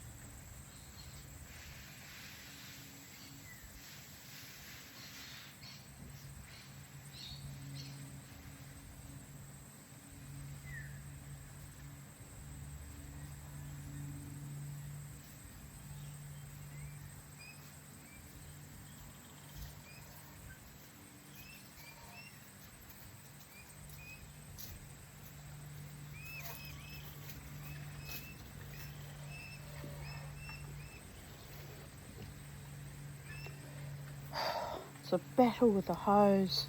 It's a battle with the brassiere. Life is suffering, but not really. It's not that bad. Just mildly irksome. Right. The glasses clinked, knives and forks. Oh no, we've read that. Mother smiled deprecatingly. Naturally, the conversation revolved around animals. I remember when I was a child being sent to visit one of our numerous elderly and eccentric... Oh, what was that? Some bug on me. Stink bug. And eccentric aunts. She had a bee fetish. She kept vast quantities of them. The garden was overflowing with hundreds of hives humming like telegraph poles. One afternoon, she put on an enormous veil and a pair of gloves, locked us all in the cottage for safety, and went out to try and get some honey out of one of the hives. Apparently she didn't stupefy them properly.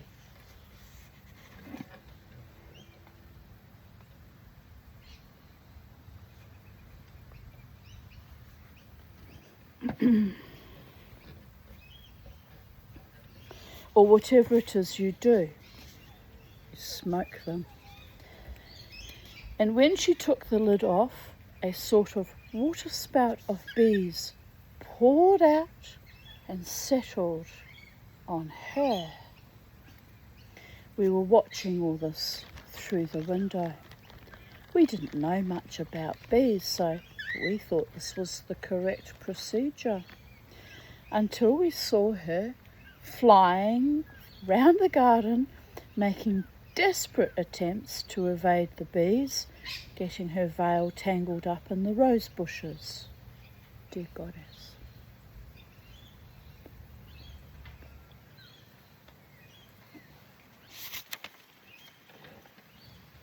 Eventually, she reached the cottage. I'm going to take this bra off in a minute. It's driving me knucking fucks. Eventually, she reached the cottage and flung herself at the door. We wouldn't open it because we couldn't open it because she had the key. We kept trying to impress this on her, but her screams of agony and the humming of the bees drowned our voices. It was, I believe, Leslie who had the brilliant idea of throwing a bucket of water over her from the bedroom window. Unfortunately, in his enthusiasm, he threw the bucket as well. My glass just fell over at that point in time too. It's a bit odd. Alright, here we go, people of Earth. To be drenched with cold water and then hit on the head with a large galvanized iron bucket, is irritating enough, but to have to fight off a mass of bees at the same time makes the whole thing extremely trying.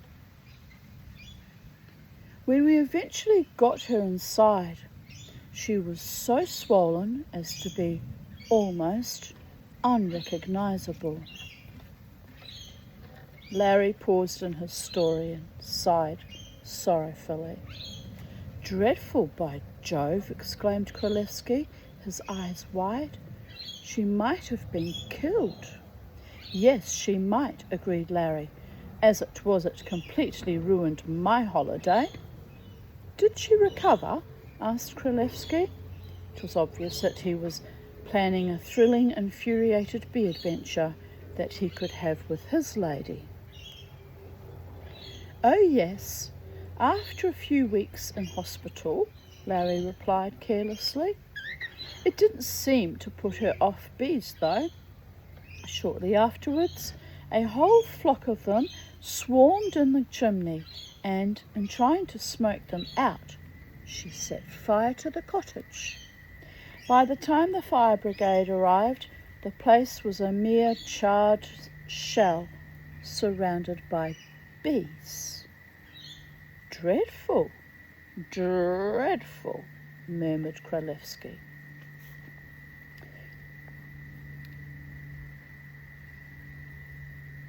Theodore, meticulously buttering a piece of bread, gave a tiny grunt of amusement. He popped the bread into his mouth, chewed it stolidly for a minute or two, swallowed and wiped his beard carefully on his napkin. "Talking of fires," he began, his eyes alight with impish humour, "did I tell you about the time the Corfu Fire Brigade was modernised? It seems that the chief of the fire service had been to Athens and had been greatly impressed by the new firefighting equipment there. He felt it was high time that Corfu got rid of its horse-drawn fire engine and should obtain a new one, preferably a nice, shiny red one. There were several other improvements he had thought of as well. He came back here alight with enthusiasm. The first thing he did was to cut a round hole in the ceiling of the fire station so that the fireman could slide down a pole in the correct manner. I knew that was going to happen. Having trouble holding it in place, the hose.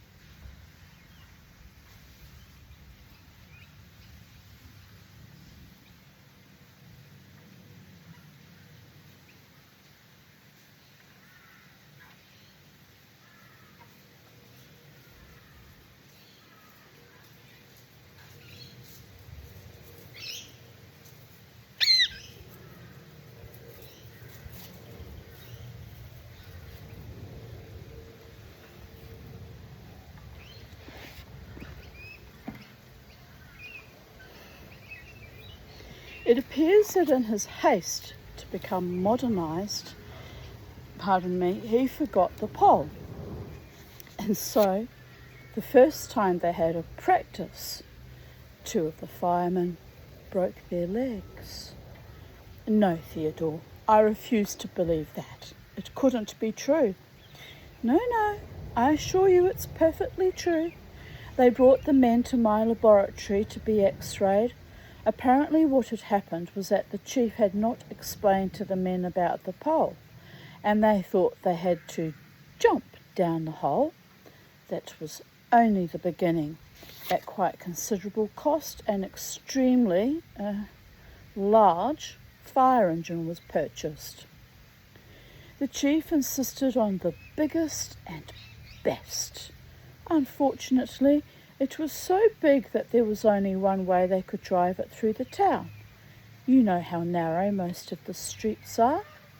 Quite often, you would see it rushing along, its bell clanging like mad, in the opposite direction to the fire. Once outside the town, where the roads are somewhat broader, they could cut round to the fire. The most curious thing, I thought, was the business about the very modern fire alarm the chief had sent for. You know, it was one of those ones where you break the glass and there is a little sort of telephone inside. Well, there was great argument as to where they should put this. The chief told me that it was a very difficult thing to decide, as they were not sure where the fires were going to break out. So, in order to avoid any confusion, they fixed the fire alarm on the door of the fire station.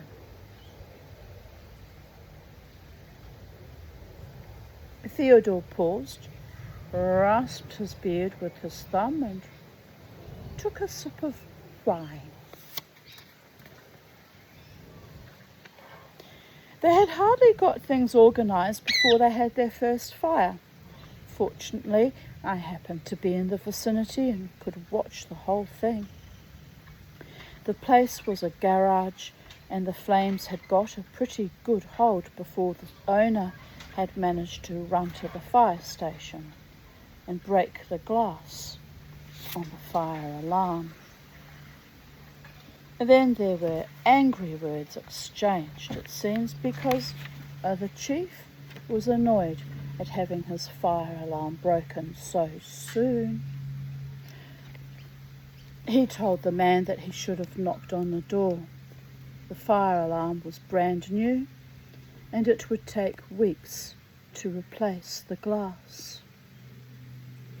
Eventually, the fire engine was wheeled out into the street and the firemen assembled. The chief made a short speech urging each man to do his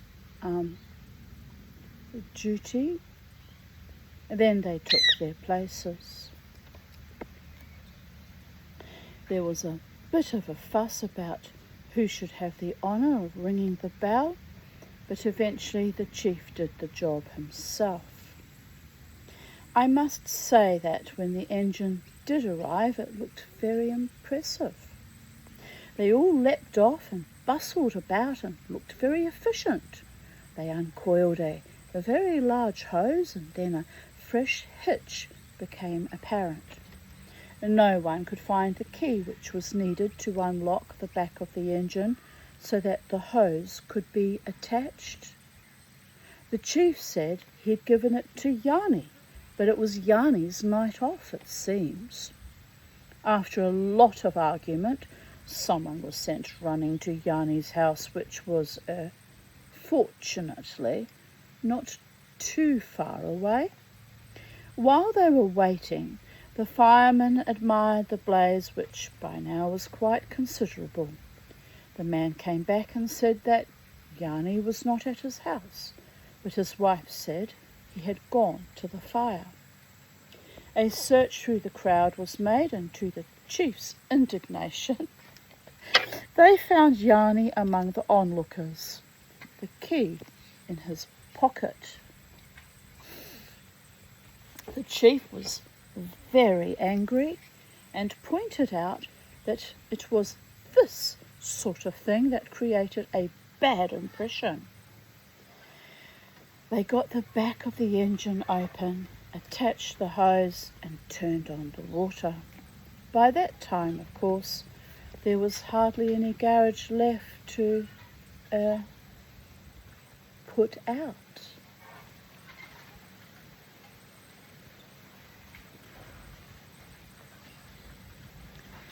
Lunch over. I'm being bitten alive by little angry ants now. So, Hedvig and the Angry Inch, only it's Tanya and the Angry Ants.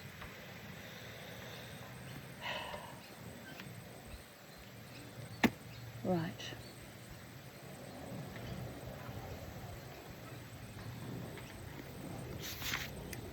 Lunch over, the guests were too bloated with food to do anything except siesta on the veranda, and Kralevsky's attempts to order a cricket match were greeted with complete lack of enthusiasm. A few of the more energetic of us got Spiro to drive us down for a swim, and we lolled in the sea until it was time to return for tea, another of Mother's gastronomic triumphs. Tottering mounds of hot scones, I might actually make some scones. I haven't made scones in forever.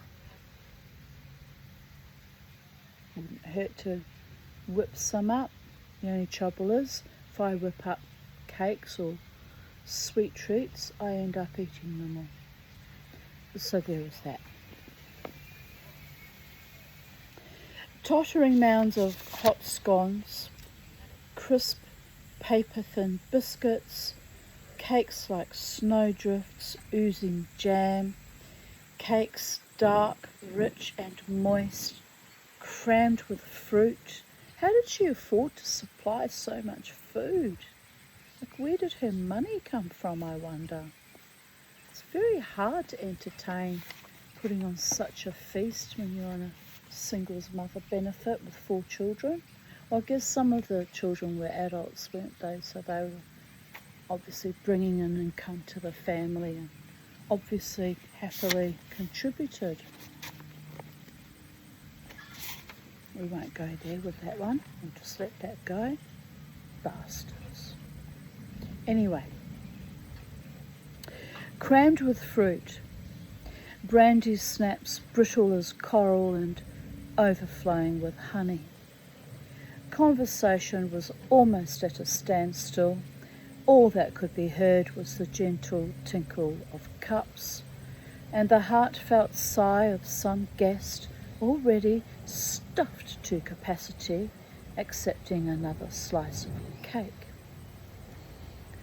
Afterwards, we lay about on the veranda in little groups, talking in a desultory, dreamy fashion as the tide of green twilight washed through the olive groves and deepened the shade beneath the vine so that faces became obscured in the shadow. Presently, Spiro, who had been off in the car on some mysterious expedition of his own, came driving through the trees, his horn blaring to warn everything and everyone of his arrival. Why does Spiro have to shatter the evening calm with that ghastly noise? Inquired Larry in a pained voice.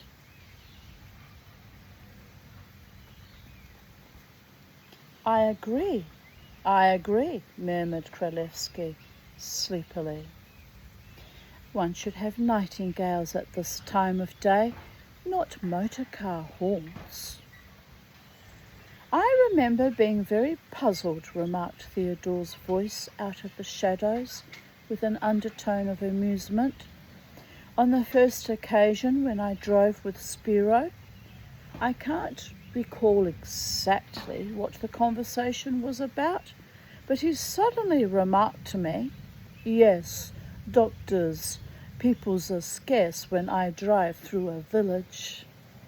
I had a curious mental picture of villages quite empty of people and huge piles of corpses by the side of the road. Then Spiro went on, "Yes, when I goes through a village, I blows my horns like hells and scares them all to death." The car swept round to the front of the house, and the headlight raked along the veranda briefly, showing up the frilly ceiling of misty green vine leaves, the scattered groups of guests talking and laughing, the 2 peasant girls with their scarlet headscarves padding softly to and fro, their bare feet scuffing on the flags, laying the table. The car stopped, the sound of the engine died away, and Spiro came waddling up the path, clutching an enormous and apparently heavy brown paper parcel to his chest.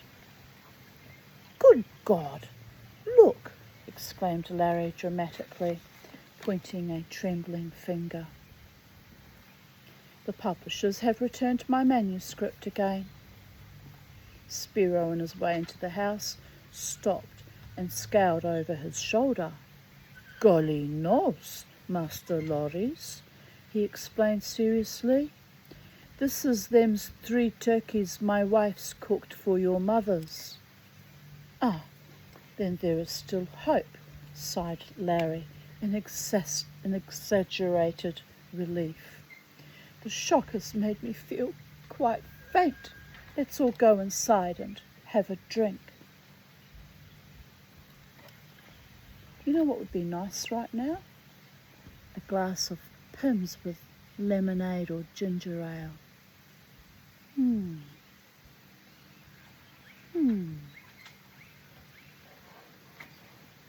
Ow. Ouch. Oh, no, we read that. Inside, I don't know why they always start attacking me at the 2-hour mark or the 1.5-hour mark. They weren't bothered by me over there. All of a sudden they go on a rampage. The angry ants. Probably sitting on top of their nest or something stupid like that. Inside, the rooms glowed with lamplight, and Margot's brilliantly coloured murals moved gently on the walls as the evening breeze straightened them carefully. Glasses started to titter and chime. Corks popped with a sound like stones dropping into a well. The siphons sighed like tired trains. The guests livened up, their eyes gleamed, the talk mounted into a crescendo. Bored with the party and being unable to attract Mother's attention, Dodo decided to pay a short visit to the garden by herself.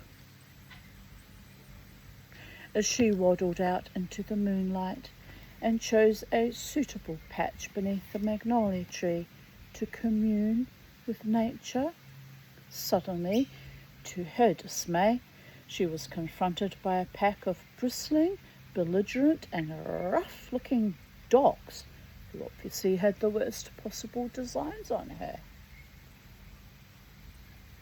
With a yell of fright, she turned tail and fled back into the house as quickly as her short, fat little legs would permit. But the ardent suitors were not going to give up without a struggle. They had spent a hot and irritating afternoon trying to make Dodo's acquaintance, and they were not going to waste this apparently heaven-sent opportunity to try to get their relationship with her on a more intimate footing. Dodo galloped into the crowded drawing room, screaming for help, and hot on her heels came the panting, snarling, barging wave of dogs. Roger, Puke and Whittle, who had slipped off to the kitchen for a snack, returned with all speed and were horrified by the scene. If anyone was going to seduce Dodo, they felt it was going to be one of them, not some scrawny village pariah. They hurled themselves with gusto upon Dodo's pursuers, and in a moment the room was a confused mass of fighting, snarling dogs and leaping, hysterical guests trying to avoid being bitten. "It's wolves! It means we're in for a hard winter," yelled Larry, leaping nimbly onto a chair. Keep calm, bellowed Leslie, as he seized a cushion and held it at the nearest knot of struggling dogs. The cushion landed and was immediately seized by 5 angry mouths and torn asunder. A great whirling cloud of feathers gushed up into the air and drifted over the scene. "Where's Dodo?" quivered Mother. "Find Dodo!" they'll hurt her. Stop them! Stop them! They're killing each other, shrilled Margot. And seizing a soda siphon, she proceeded to spray both guests and dogs with complete impartiality. I believe pepper is a good thing for dog fights, observed Theodore, the feathers settling on his beard like snow. Although, of course, I've never tried it myself. By Jove, yelped Kralevsky. Watch out! Save the ladies! He followed this advice by helping the nearest female onto the sofa and climbing up beside her. Water also was considered to be good, Theodore went on musingly, and as if to test this, he poured his glass of wine with meticulous accuracy over a passing dog. What is that crawling on me? Get off me, you horrible creature.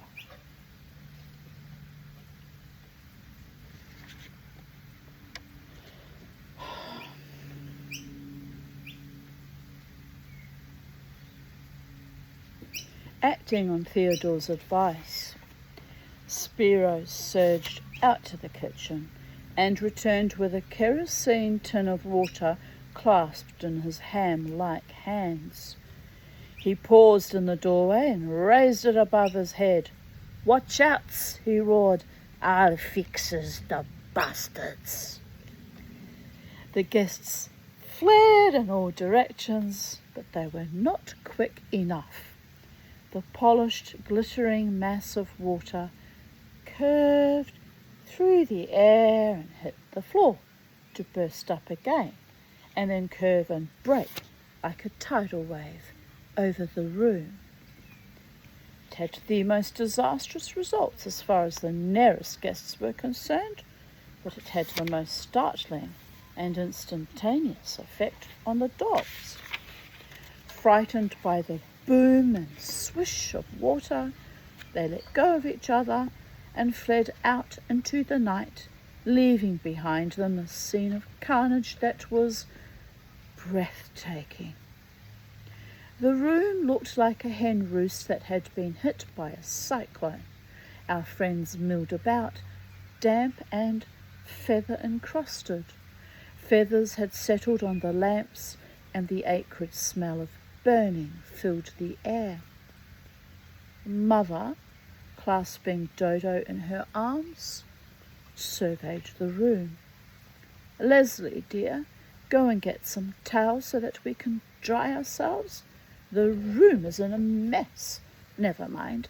Let's all go out onto the veranda, shall we?" she said, and added sweetly, "I'm so sorry this has happened. It's Dodo, you see. She's very interesting to the dogs at the moment." Eventually the party was dried, the feathers plucked off them, their glasses were filled, and they were installed on the veranda where the moon was stamping the flags with ink-black shadows of the vine leaves. Larry, his mouth full of food, strummed softly on his guitar and hummed indistinctly. Through the French windows, we could see Leslie and Spiro, both scowling with concentration, skillfully dismembering the great brown turkeys. Mother drifted to and fro through the shadows, anxiously asking everyone if they were getting enough to eat. Kralevsky was perched on the veranda wall, his body crab-like in silhouette, the moon peering over his hump, telling Margot a long and involved story. Theodore was giving a lecture on the stars to Dr. Andruccelli, pointing out the constellations with a half-eaten turkey leg. Outside, the island was striped and patched in black and silver by moonlight. Far down, in the dark cypress trees, the owls called to each other comfortingly.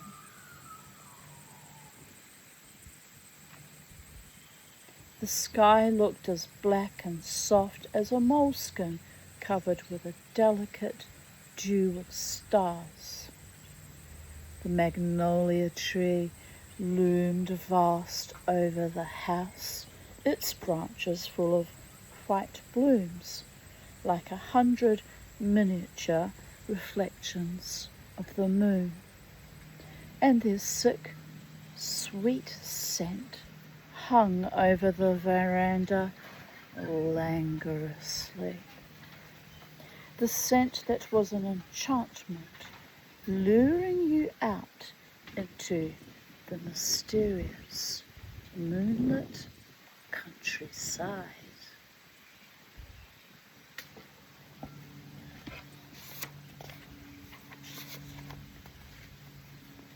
And we'll continue on with reading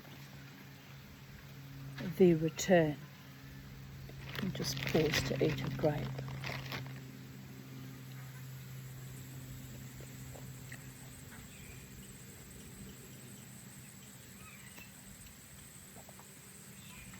Not as cold as they were, so they're not creating as much havoc with my teeth, by all the gods.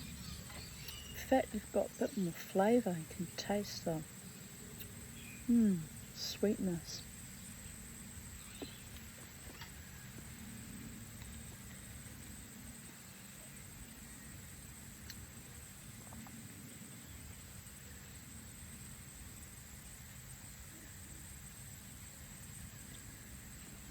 With a gentlemanly honesty which I found hard to forgive, Mr. Królewski had informed Mother that he had taught me as much as he was able. The time had come, he thought, for me to go to somewhere like England or Switzerland to finish my education. In desperation, I argued against any such idea. I said I liked being half-educated. You were so much more surprised at everything when you were ignorant. But Mother was adamant. Ow! We were to return to England and spend a month or so there consolidating our position, which meant arguing with the bank. And then we would decide where I was to continue my studies.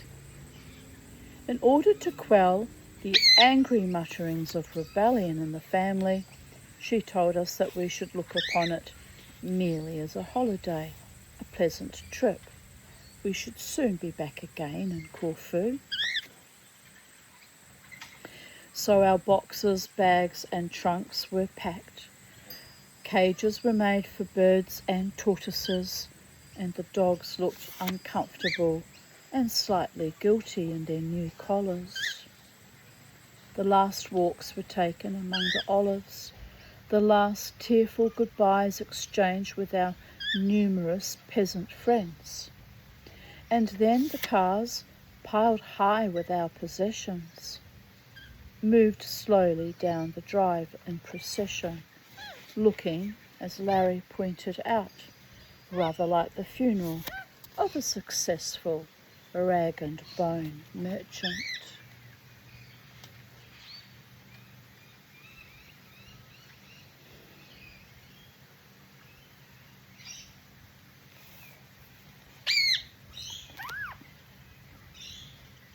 Our mountain of possessions was arranged in the customs shed, and Mother stood by it, jangling an enormous bunch of keys.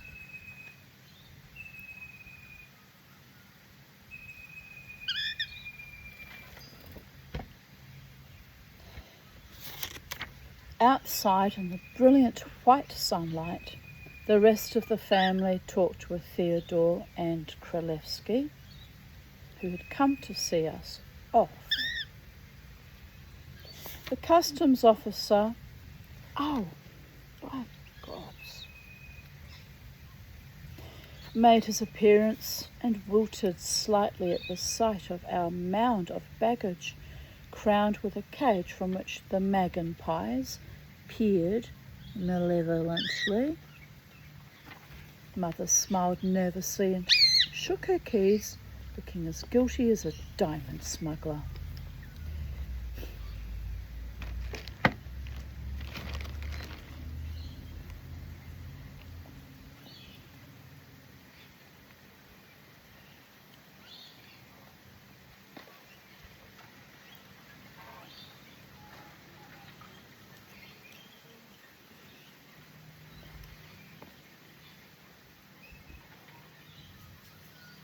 Maybe if I spritz myself, I'll get rid of them. They're really annoying. Bugger off, ants. So many.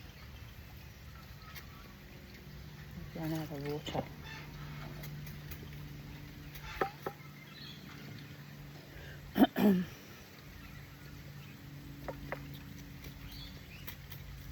Hello, turkey buzzard.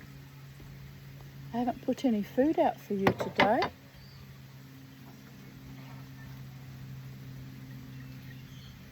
He'll let me know in a minute. He's walked straight to the bowls. I'll get an evil turkey eye and he'll let me know. Or she. I think it's a female.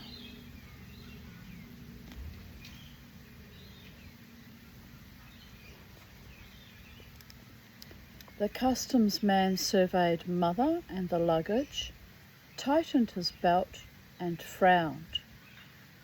"Is this your?" he inquired, making quite sure. Yes, yes, all mine," twittered Mother, playing a rapid solo on her keys. "Did you want me to open anything?" The customs man considered, pursing his lips thoughtfully.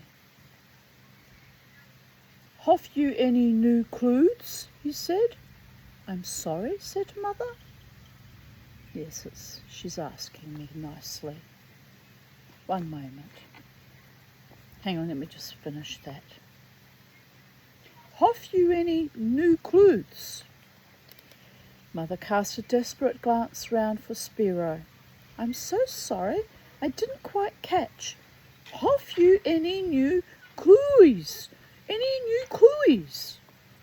Mother smiled with desperate charm. "I'm sorry, I can't quite." The customs man fixed her with an angry eye, a bit like the eye I'm getting from the turkey right now. "Madam," he said ominously, leaning over the counter, "do you speak English?" "Oh, yes," exclaimed Mother, delighted at having understood him. "Yes, a little." Just going to feed that bird. Be back one moment. She's getting very agitated. "Look, it's all right, darling. I'm coming. I heard your complaints. It's coming, all right? Someone's coming, huh? But it's happening. Far away. Yes, yes, yes.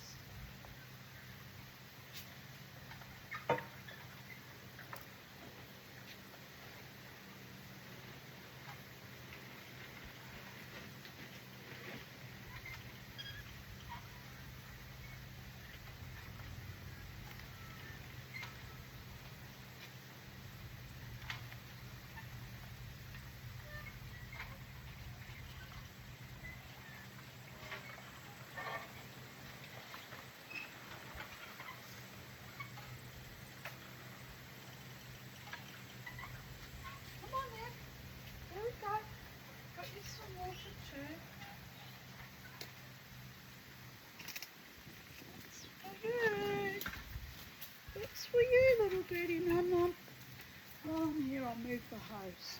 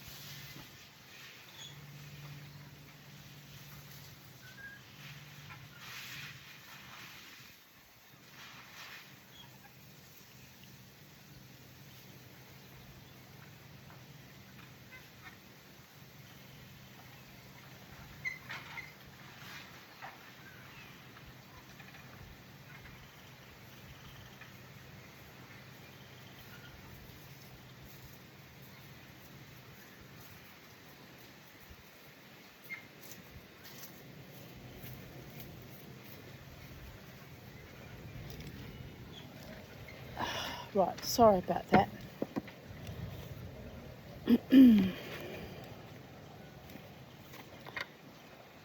She was saved from the wrath of the man by the timely arrival of Spiro.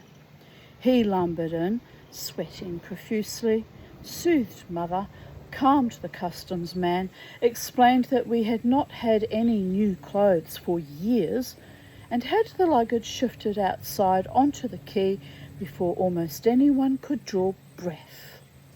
Then he borrowed the customs man's piece of chalk and marked all the baggage himself, so there would be no further confusion.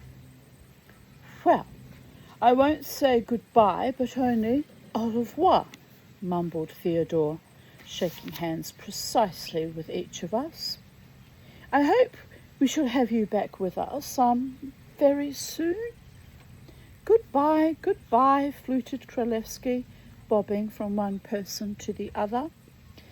We shall so look forward to your return. By Jove, yes. And have a good time. Make the most of your stay in old England. Make it a real holiday, eh? That's the ticket. Spiro shook each of us silently by the hand, then stood staring at us, his face screwed into the familiar scowl, twisting his cap in his huge hands. Wells, I'll say goodbyes, he began, and his voice wavered and broke, great fat tears squeezing themselves from his eyes and running down his furrowed cheeks. Honest to gods, I didn't mean to cry, he sobbed, his vast stomach heaving.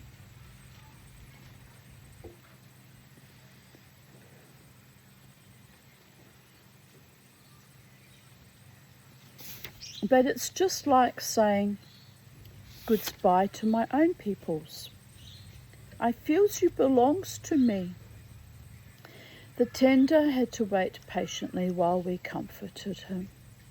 Then, as its engine throbbed and it drew away across the dark blue water, our three friends stood out against the multicoloured background. The tottering houses sprawled up the hillside. Theodore, neat and erect, his stick raised in grave salute, his beard twinkling in the sun. Kralevsky bobbing and ducking and waving extravagantly. Spiro barrel-bodied and scowling, alternately wiping his eyes with his handkerchief and waving it to us.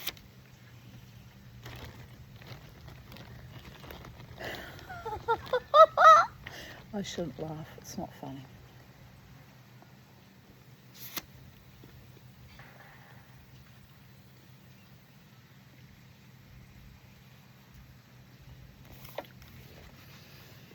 As the ship drew across the sea and Corfu sank shimmering into a pearly heat haze on the horizon, a black depression settled on us, which lasted all the way back to England. The grimy train scuttled its way up from Brindisi towards Switzerland, and we sat in silence, not wishing to talk. Above our heads, on the rack, the finches sang in their cages, the magpies chucked and hammered with their beaks, and Aleko gave a mournful yawp at intervals. How delightful that they brought the birds with them. Could do that, I guess, in the old days. Now you can take your birds somewhere, but you can't bring them back. Not to Australia anyway. They've got weird fucking rules here. It's a weird fucking country. Country. C-U-N-T-R-Y. Don't get me started on their bad behaviour about desexed, fully vaccinated rabbits. They really are mean-spirited here. Foul. I want to get out of here. I really do. Where could I go on earth where I'd be safe though? And nowhere. So I'm sitting this shithole out until the day I die, I guess. It's just awful. Not even safe to sit in a fucking hospital waiting room without some lech cracking onto me, and on it goes and on it goes and on it goes. Sick of it. I'm sick of it all, quite frankly. Been treated abominably.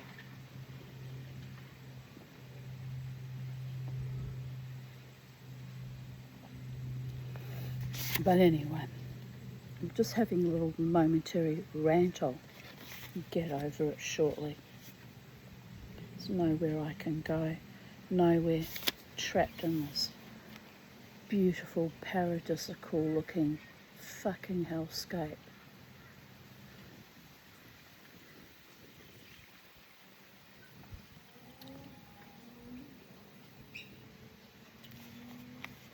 Anyway, around our feet the dogs lay snoring. At the Swiss frontier, our passports were examined by a disgracefully efficient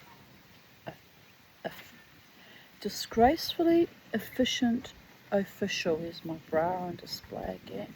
What a way to catch a fucking man. It's not my intention, people there. I'm going to burn this bra when I take it off. No, I won't. I paid a lot of money for this stupid thing. It doesn't sit right. I'll just have to make a note of what brand it is, and I'll never buy their brand of bras again.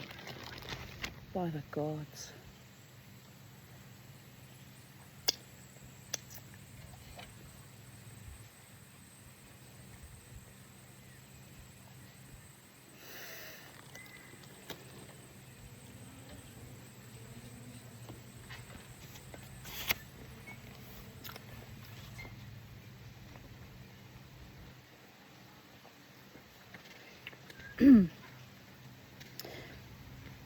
He handed them back to Mother, together with a small slip of paper, bowed unsmilingly, and left us to our gloom. Some moments later, Mother glanced at the form the official had filled in, and as she read it, she stiffened. "Just look what he's put," she exclaimed indignantly. "Impertinent man." Larry stared at the little form and snorted. "Well, that's the penalty you pay for leaving Corfu," he pointed out. On the little card, in the column headed "Description of Passengers," had been written in neat capitals, "One travelling circus and staff." "What a thing to write," said Mother, still simmering. "Really, some people are peculiar." The train rattled toward England. And thus concludes the first book, A Family and Other Animals. And sometime when I feel called upon by the muse or my desire to read and rant and fan and chant and enchant and descant and canter along verbally, metaphorically, by all the gods, we'll be reading Birds, Beasts and Relatives, which is the next book. So, being bitten as we speak. Where did I put my, there it is. Bookmark. And I shall be back tomorrow, no doubt. Hopefully in a more sanguine kind of mood. I've been quite irritated today. I don't know why. Probably the heat.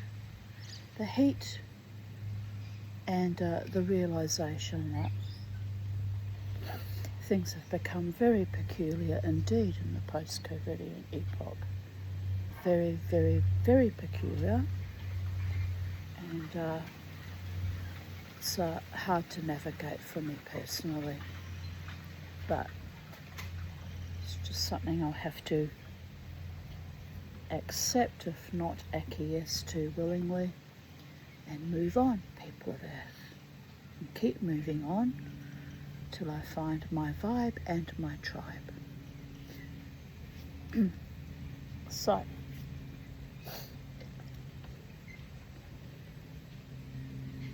bye for now.